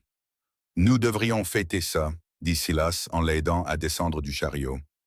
Notre jour de mariage ne devrait pas se terminer par une confrontation. Qu'aviez-vous en tête? Eh bien, je ne suis pas très porté sur le luxe, mais j'ai pensé que nous pourrions peut-être avoir un vrai dîner. Utiliser la belle vaisselle. Peut-être que tu pourrais m'apprendre à danser, puisque nous n'avons jamais eu de danse de mariage. La gorge de Clara se serra. Tu veux danser avec moi? Je veux faire toutes les choses que les couples mariés font, si tu le veux. Je sais que ce n'est pas un mariage conventionnel, mais c'est des... Mais ça ne veut pas dire que nous ne pouvons pas avoir les bons côtés. Alors ils le firent. Clara prépara un festin avec leurs meilleures provisions.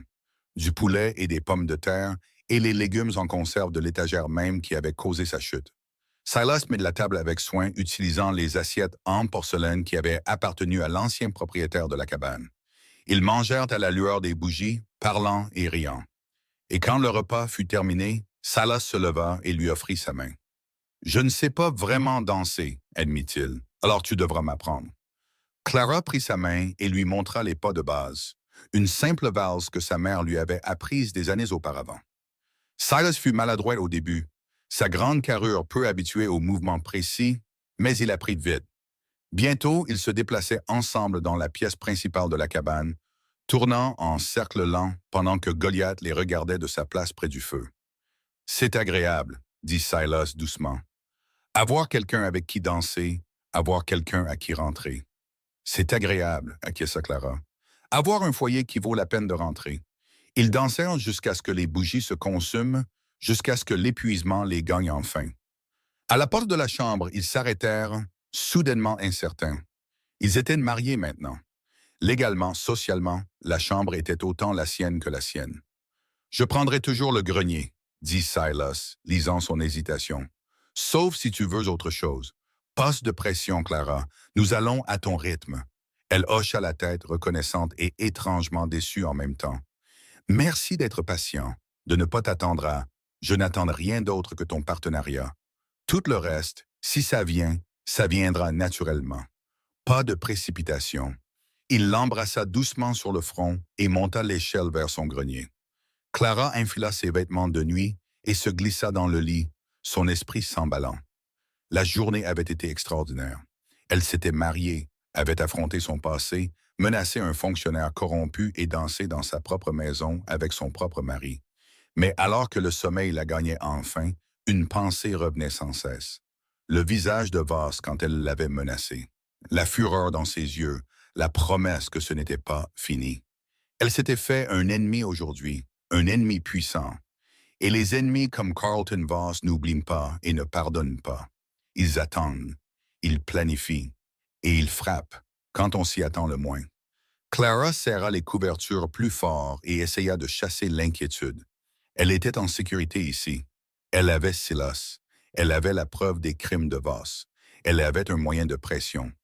Mais une petite voix au fond de son esprit murmurait que le moyen de pression n'était utile que si l'on était prêt à l'utiliser.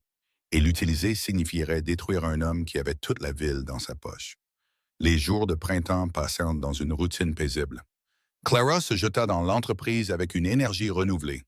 Elle élargit leur clientèle, négocia de meilleurs prix et établit le Ranch Thorn comme un fournisseur de premier choix. L'argent affluait, plus que Silas n'en avait jamais vu, plus que Clara n'en avait rêvé. Il prospérait, mais la prospérité attirait l'attention. Les acheteurs qui venaient chercher leurs animaux parlaient de l'exploitation, de la femme qui la gérait, du partenariat improbable entre l'ermite des montagnes et sa brillante épouse. La nouvelle se répandit au-delà de leur territoire. Et avec la nouvelle vint la curiosité, et avec la curiosité vinrent les visiteurs. Certains étaient des éleveurs légitimes voulant voir le programme d'élevage, des marchands offrant des fournitures à des prix compétitifs, d'autres colons cherchant des conseils sur la gestion de leurs propres exploitations. Clara les accueillit tous, fiers de ce qu'elle et Silas avaient construit. Mais d'autres vinrent avec des intentions moins honnêtes, des hommes qui avaient entendu parler d'une femme ayant le sens des affaires et voulaient la tester, pour voir si les rumeurs étaient vraies ou si elle n'était qu'une façade pour son mari. Clara les traita avec un professionnalisme froid, démontrant ses connaissances si minutieusement qu'ils repartirent soit impressionnés, soit embarrassés. C'est par un après-midi chaud de fin mai que les ennuis arrivèrent enfin. Clara était dans la cabane, travaillant sur sa correspondance, quand l'aboiement de Goliath prit un ton différent, un avertissement plutôt qu'un salut. Elle alla à la fenêtre et vit 3 cavaliers approcher. Elle en reconnut un immédiatement, un des hommes qui étaient avec le maire en ville.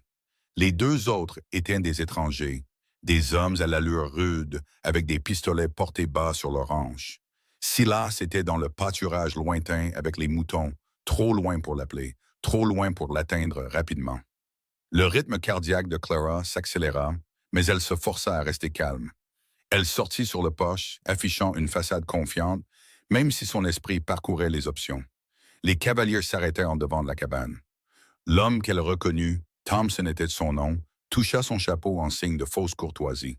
« Madame Thorne, nous sommes ici pour une affaire officielle. » « Quelle affaire serait-ce? » Le maire a déposé une plainte. Il dit que vous l'avez menacé. Menacé de répandre de fausses informations sur les finances de la ville. C'est de la diffamation, Madame Thorne. Un crime grave. Clara garda une expression neutre. Je n'ai fait aucune menace. J'ai simplement énoncé des faits. Si le maire a interprété cela comme une menace, peut-être a-t-il des raisons de se sentir menacé par la vérité. Le maire prétend également que vous êtes en possession de biens volés. Des documents qui appartiennent à la ville, pris par votre père sans autorisation. Nous sommes ici pour les récupérer. C'était donc ça le plan. Voss ne pouvait pas risquer que Clara l'expose, alors il essayait de prétendre que le registre était un bien volé. Il prévoyait probablement de le détruire une fois qu'il l'aurait. Clara sentit une bouffée de peur, mais la repoussa. La peur était ce qu'il voulait. La peur était sa façon de contrôler les gens. Je n'ai aucun bien volé.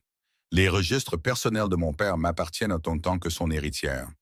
Si le maire veut contester cela, il peut s'adresser à un juge territorial. Ou nous pouvons simplement fouiller les lieux maintenant pour éviter des ennuis à tout le monde.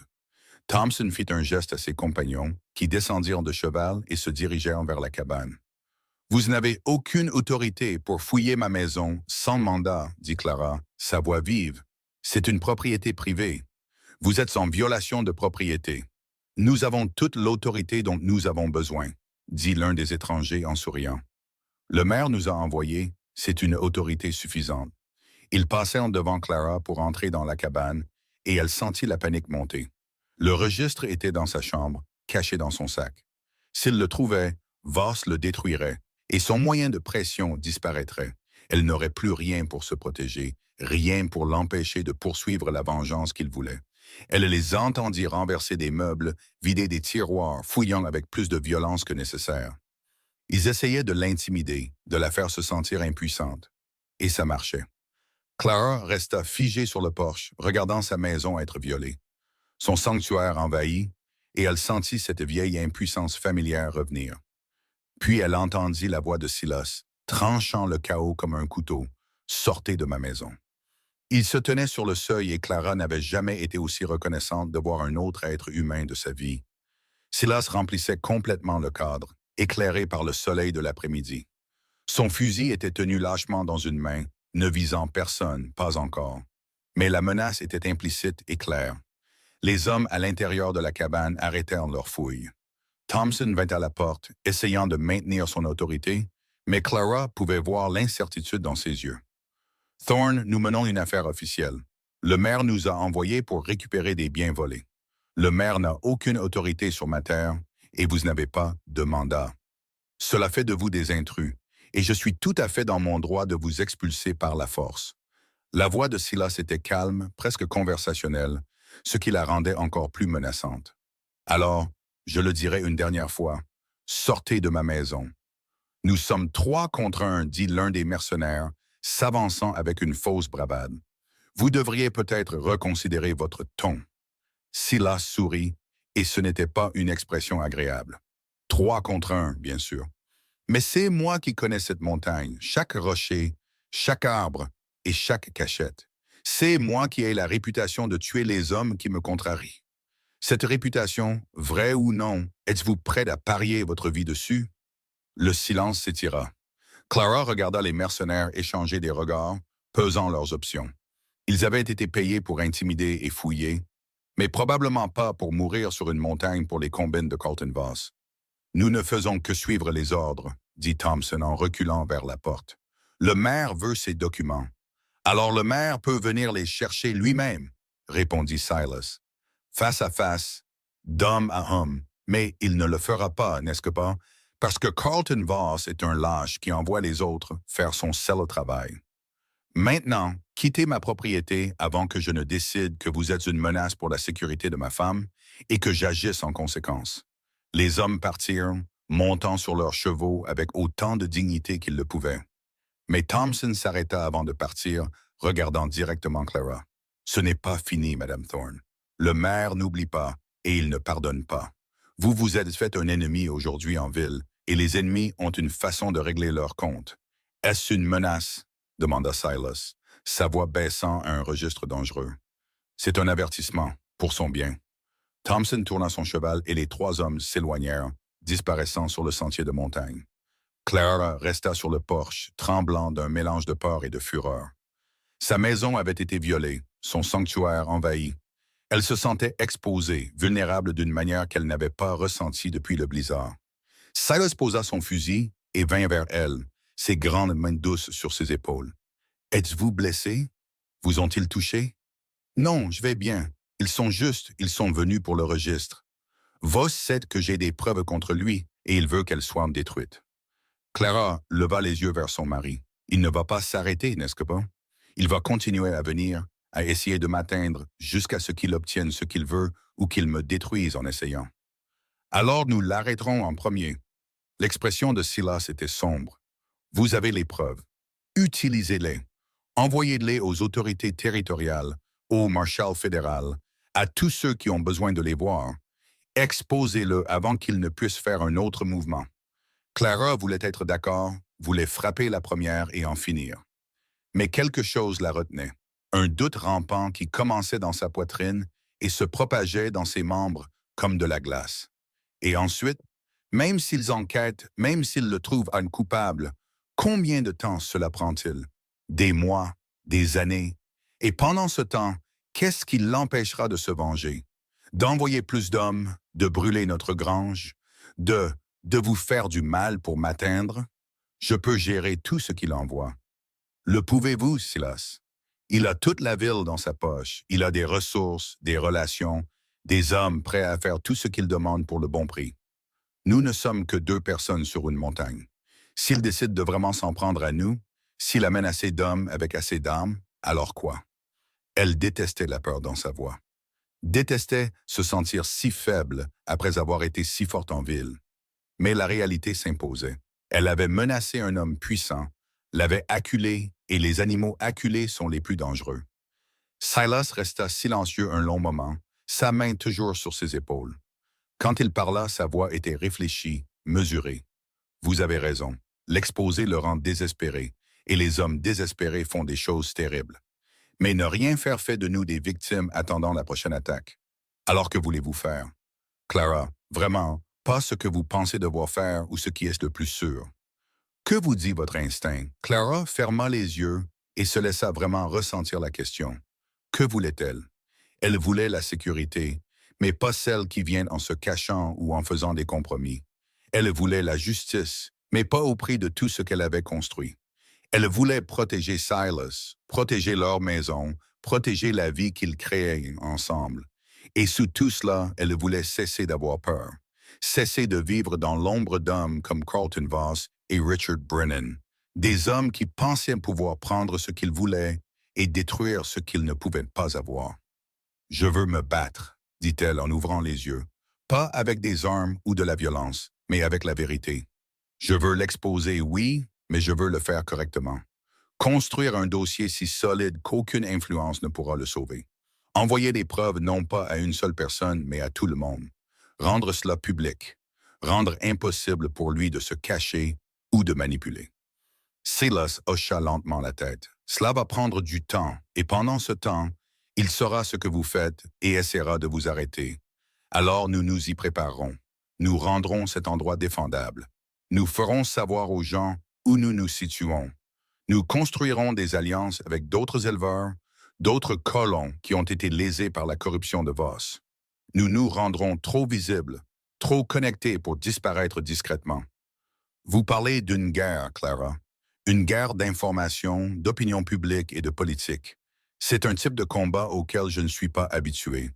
Mais c'est le genre de combat pour lequel je suis doué, dit Clara, sentant la force revenir dans sa voix. Vous m'avez appris que j'étais assez forte pour affronter n'importe quelle tempête. Maintenant, laissez-moi le prouver. Ils passèrent la soirée à planifier. Clara rédigea des lettres à toutes les autorités auxquelles elle pouvait penser. Le gouverneur territorial, le service du marshal fédéral, l'auditeur général, même des journaux dans de plus grandes villes. Elle leur offrait une exclusivité sur la corruption dans une ville frontalière. Elle fit des copies des pages pertinentes du registre de son père.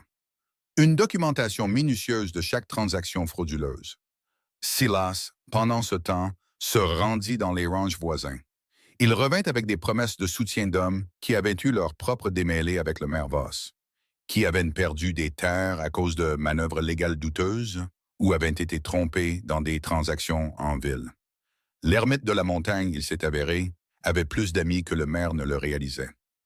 Ils surveilleront les sentiers, rapporta Silas. Quiconque se dirige vers ici avec de mauvaises intentions le saura avant son arrivée. Et si Voss essaie quoi que ce soit en ville, ils seront des témoins légitimes et respectés qui pourront témoigner si nécessaire. Clara ressentit une vague de gratitude pour ces hommes rudes qui la connaissaient à peine, mais étaient prêts à se dresser contre la corruption. Cela lui rappela que la plupart des gens, s'ils en ont le choix, choisissent la justice plutôt que l'opportunisme. Ils ont juste besoin de quelqu'un d'assez courageux pour montrer la voie. Elle posta les lettres personnellement, se rendant en ville avec Silas à ses côtés. Ils firent en sorte d'être visibles, saluant les gens, menant leurs affaires normalement. Clara voulait que tout le monde voie qu'elle ne se cachait pas, n'avait pas peur, qu'elle était une femme d'affaires et une citoyenne légitime qui méritait le respect et la protection de la loi. Ils virent le maire une fois, de l'autre côté de la rue, les regardant avec une fureur froide. Clara croisa son regard fermement, sans ciller. Et après un moment, ce fut Voss qui détourna le regard le premier. « Il prépare quelque chose, » murmura Silas, alors qu'il retournait au chariot. « Je le sens. Laissez-le préparer. Nous sommes prêts. » Mais être prêt, Clara allait le découvrir, était relatif. L'attaque eut lieu 3 semaines plus tard, au milieu de la nuit. Clara se réveilla au son des aboiements frénétiques de Goliath et à l'odeur âcre de la fumée. Elle sortit du lit en titubant, le cœur battant, et vit une lumière orange vaciller à travers la fenêtre. La grange était en feu. « Silas !» cria-t-elle, mais il était déjà en mouvement, descendant du grenier avec ses bottes à peine enfilées. Ils coururent dehors ensemble et Clara vit des silhouettes à cheval se découpant sur les flammes. 6 ou 7 d'entre eux regardant leur œuvre. Les animaux, allaita Clara, les moutons, les chevaux, les chiens d'élevage, tous étaient dans des structures près de la grange. Si le feu se propageait, ils mourraient tous. Silas courait déjà vers les enclos, libérant les loquets, chassant les créatures terrifiées loin des flammes. Clara attrapa des seaux, commença à tirer de l'eau du puits, sachant que c'était futile, mais incapable de ne rien faire. La grange était déjà perdue, le bois sec consumé par des flammes avides. Mais peut-être pourrait-il sauver le reste. Un des cavaliers se détacha du groupe et se dirigea vers elle. Clara leva les yeux et reconnut Thompson, l'homme de Voss, son visage tordu de satisfaction malveillante. « Le maire vous envoie ses salutations !» cria-t-il par-dessus le rugissement du feu. « Voilà ce qui arrive aux gens qui le menacent. Il dit que la prochaine fois, ce ne seront pas seulement les bâtiments qui brûleront. » Une rage pure et brûlante envahit Clara. Elle laissa tomber le seau et retourna en courant à la cabane, là où Silas gardait son fusil. Elle n'avait jamais tiré avec une arme de sa vie, mais elle avait assez regardé Silas pour connaître les bases. Charge, viser, tirer. Elle sortit de la cabane avec le fusil et tira un coup en l'air. La détonation déchira la nuit, effrayant les chevaux. Les cavaliers se retournèrent, surpris. « Le prochain ne sera pas un avertissement !» cria Clara, surprise par la fermeté de sa propre voix. « Quittez notre terre maintenant. »« Tu n'as pas le crâne, » rit Thompson. « Tu n'es qu'une femme effrayée qui joue les durs. » Clara baissa le fusil, visa un point devant son cheval et tira à nouveau. La balle souleva de la terre et le cheval se cabra, manquant de jeter Thompson. Quand il reprit le contrôle de l'animal, son expression était passée de moqueuse à furieuse. « Tu paieras pour ça. »« Non !» vint une nouvelle voix de l'obscurité. « C'est vous qui paierez. » Les éleveurs voisins sortirent de l'ombre, une douzaine d'hommes à cheval, tous armés. Ils avaient surveillé comme Silas l'avait arrangé, attendant de voir si des ennuis survenaient. Et les ennuis étaient venus, mais ils étaient tombés dans un piège. « C'est un incendie criminel, » dit l'un des éleveurs en désignant la grange en feu. « Plusieurs témoins. Nous vous avons vu mettre le feu. Nous vous avons vu menacer Madame Thorne. C'est suffisant pour vous pendre, Thompson. Vous et tous vos amis. » Les mercenaires réalisèrent leur erreur. Ils étaient en infériorité numérique, déjoués, et pris en flagrant délit d'un crime grave. Thompson essaya de fanfaronner. « Le maire nous protégera. Il dira que nous agissions sur ses ordres. »« Alors, il sera pendu aussi, » répondit un autre éleveur. « Le territoire du Montana n'aime pas les incendiaires, peu importe qui les a envoyés. » L'impasse dura un long moment. Puis, un par un, les mercenaires tournèrent leurs chevaux et s'enfuirent dans l'obscurité, laissant Thompson seul. Il regarda Clara avec une haine pure. « Ce n'est pas fini. Voss vous détruira pour ça. »« Dites à Voss, » dit Clara clairement, sa voix portant jusqu'à tous les témoins, que s'il envoie quelqu'un d'autre pour nous menacer, pour nuire à notre propriété ou à nos vies, je livrerai personnellement chaque preuve que j'ai au Marshal fédéral, et je m'assurerai qu'il soit pendu pour ses crimes. C'est son seul avertissement. Il n'y en aura pas d'autre. » Thompson s'éloigna et les éleveurs restèrent pour aider à combattre le feu. Cela prit des heures, mais ils réussirent à le contenir à la grange. La structure était une perte totale, mais tout le reste fut sauvé. Les animaux étaient dispersés, mais en sécurité. La cabane était intacte, et Clara avait une douzaine de témoins d'une tentative d'incendie criminel, tous prêts à témoigner. Alors que l'aube se levait sur la montagne, peignant le ciel de nuances d'or et de rose, Clara se tenait avec Silas, inspectant les dégâts. La grange n'était qu'une ruine fumante, et la reconstruire coûterait du temps et de l'argent. Mais ils étaient vivants, ils étaient ensemble, et ils avaient gagné. « Tu as tiré avec une arme, » dit Silas, une sorte de fierté dans sa voix, sur des hommes armés. « Je l'ai fait, » répondit Clara, encore surprise de sa propre audace. « J'étais terrifié, mais je l'ai fait quand même. C'est ça le courage, le vrai courage. Pas l'absence de peur, mais agir malgré elle. » Il passa son bras autour de sa taille, la serrant contre lui. « Je suis fier de toi, Clara Thorne. » Fier et un peu impressionné.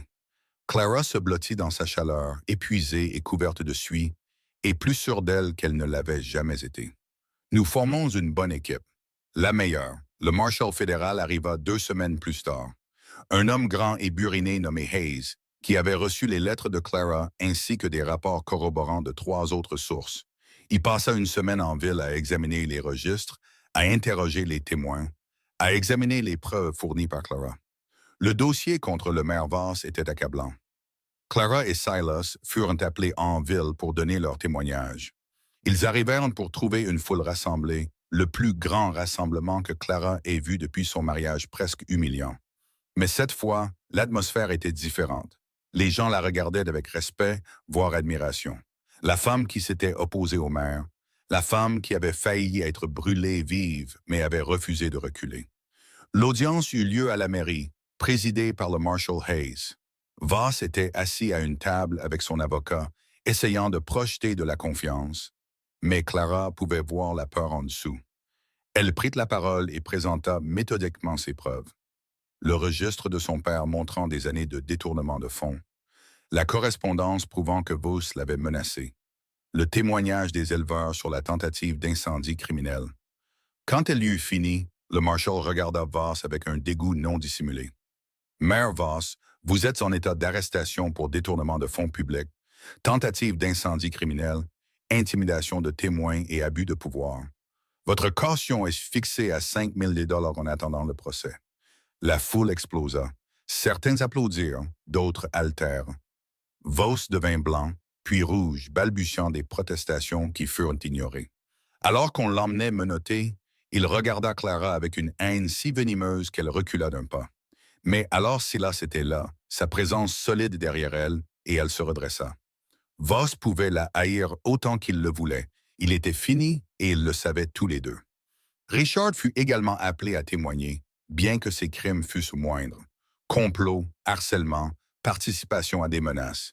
Il aurait une amende, peut-être passerait-il un peu de temps en prison, mais rien de comparable, c'est ce que Voss risquait.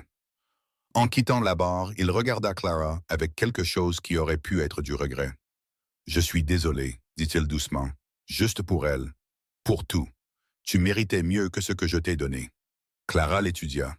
Cet homme qui avait autrefois tenu son avenir entre ses mains et l'avait jeté. Elle ne ressentit rien. Pas de colère, pas de satisfaction, rien qu'une vague pitié pour quelqu'un de si petit. « Oui, dit-elle simplement. Je méritais mieux et je l'ai trouvé. » Le procès dura des mois, mais l'issue ne fit jamais de doute. Voss fut reconnu coupable de tous les chefs d'accusation et condamné à 20 ans de prison fédérale. Ses biens furent saisis pour rembourser la ville et ses victimes. Richard reçut 6 mois de prison et une amende substantielle, mais Clara ne prêta guère attention aux procédures judiciaires. Elle était trop occupée à reconstruire. La nouvelle grange était plus grande et meilleure que l'ancienne, construite avec l'argent des biens saisis de Voss en guise de dédommagement. Le ranch continua de prospérer, devenant connu dans tout le territoire comme la première source de bétail de qualité et de chiens de travail. Clara engagea de l'aide 3 jeunes hommes de la ville qui avaient du mal à trouver un travail honnête. Elle leur apprit la comptabilité, les pratiques commerciales, comment gérer efficacement les opérations. Silas leur apprit l'élevage, la gestion des terres, les compétences nécessaires pour gérer un jour leurs propres exploitations. « Tu crées de la concurrence, observa Silas un soir, regardant Clara donner des cours de comptabilité à l'un des jeunes hommes. « Je crée des alliés, corrigea Clara. Des gens qui se souviendront où ils ont appris leur métier, qui les a aidés quand d'autres ne le voulaient pas. Cela vaut plus que de monopoliser le marché. » 2 ans après cette terrible nuit dans le blizzard, Clara se tenait sur le porche de la maison qu'elle avait aidé à construire. Elle regardait la terre qui s'étendait jusqu'à l'horizon. Le ranch s'était agrandi pour couvrir 300 acres, avec des moutons, du bétail et des chevaux. Le programme d'élevage avait des listes d'attente de plusieurs années. Ils employaient une douzaine de personnes à l'année, plus pendant les saisons chargées. Mais ce n'était pas le succès commercial qui faisait sourire Clara. C'était de la communauté qu'ils avaient construite. Des rassemblements mensuels où les éleveurs voisins partageaient leurs connaissances et leurs ressources. Une bibliothèque de prêt que Clara avait créée, faisant circuler des livres auprès des familles isolées. Une école qu'ils avaient aidé à financer pour que les enfants n'aient pas à parcourir de dangereuses distances pour leur éducation. Clara était devenue, sans vraiment le vouloir, un pilier de la communauté. Les gens sollicitaient ses conseils sur les affaires, sur les différends, sur la manière de naviguer dans les complexités de la vie à la frontière. La femme que la ville avait autrefois moquée était maintenant la femme vers qui il se tournait pour obtenir de la sagesse. Elle entendit des pas derrière elle et se tourna pour voir Silas, propre après son travail, ses cheveux humides. Il avait changé au fil des ans, lui aussi. La lassitude s'était estompée, remplacée par le contentement. Il souriait plus facilement maintenant, riait plus librement. Les cicatrices étaient toujours là, le seraient toujours. mais elle semblait moins proéminente, éclipsée par la chaleur dans ses yeux. Le dîner est prêt, dit-il, puis il fit une pause. À quoi penses-tu? À tout, au chemin que nous avons parcouru. À quel point la vie est différente maintenant par rapport à il y a 2 ans. Clara se plaça à côté de lui. Regrettes-tu parfois de m'avoir sauvé cette nuit-là?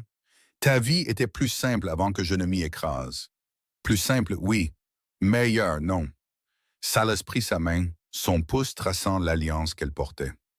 Tu ne t'es pas écrasée dans ma vie, Clara. Tu l'as sauvée. Tu lui as donné un but, un sens et de la chaleur.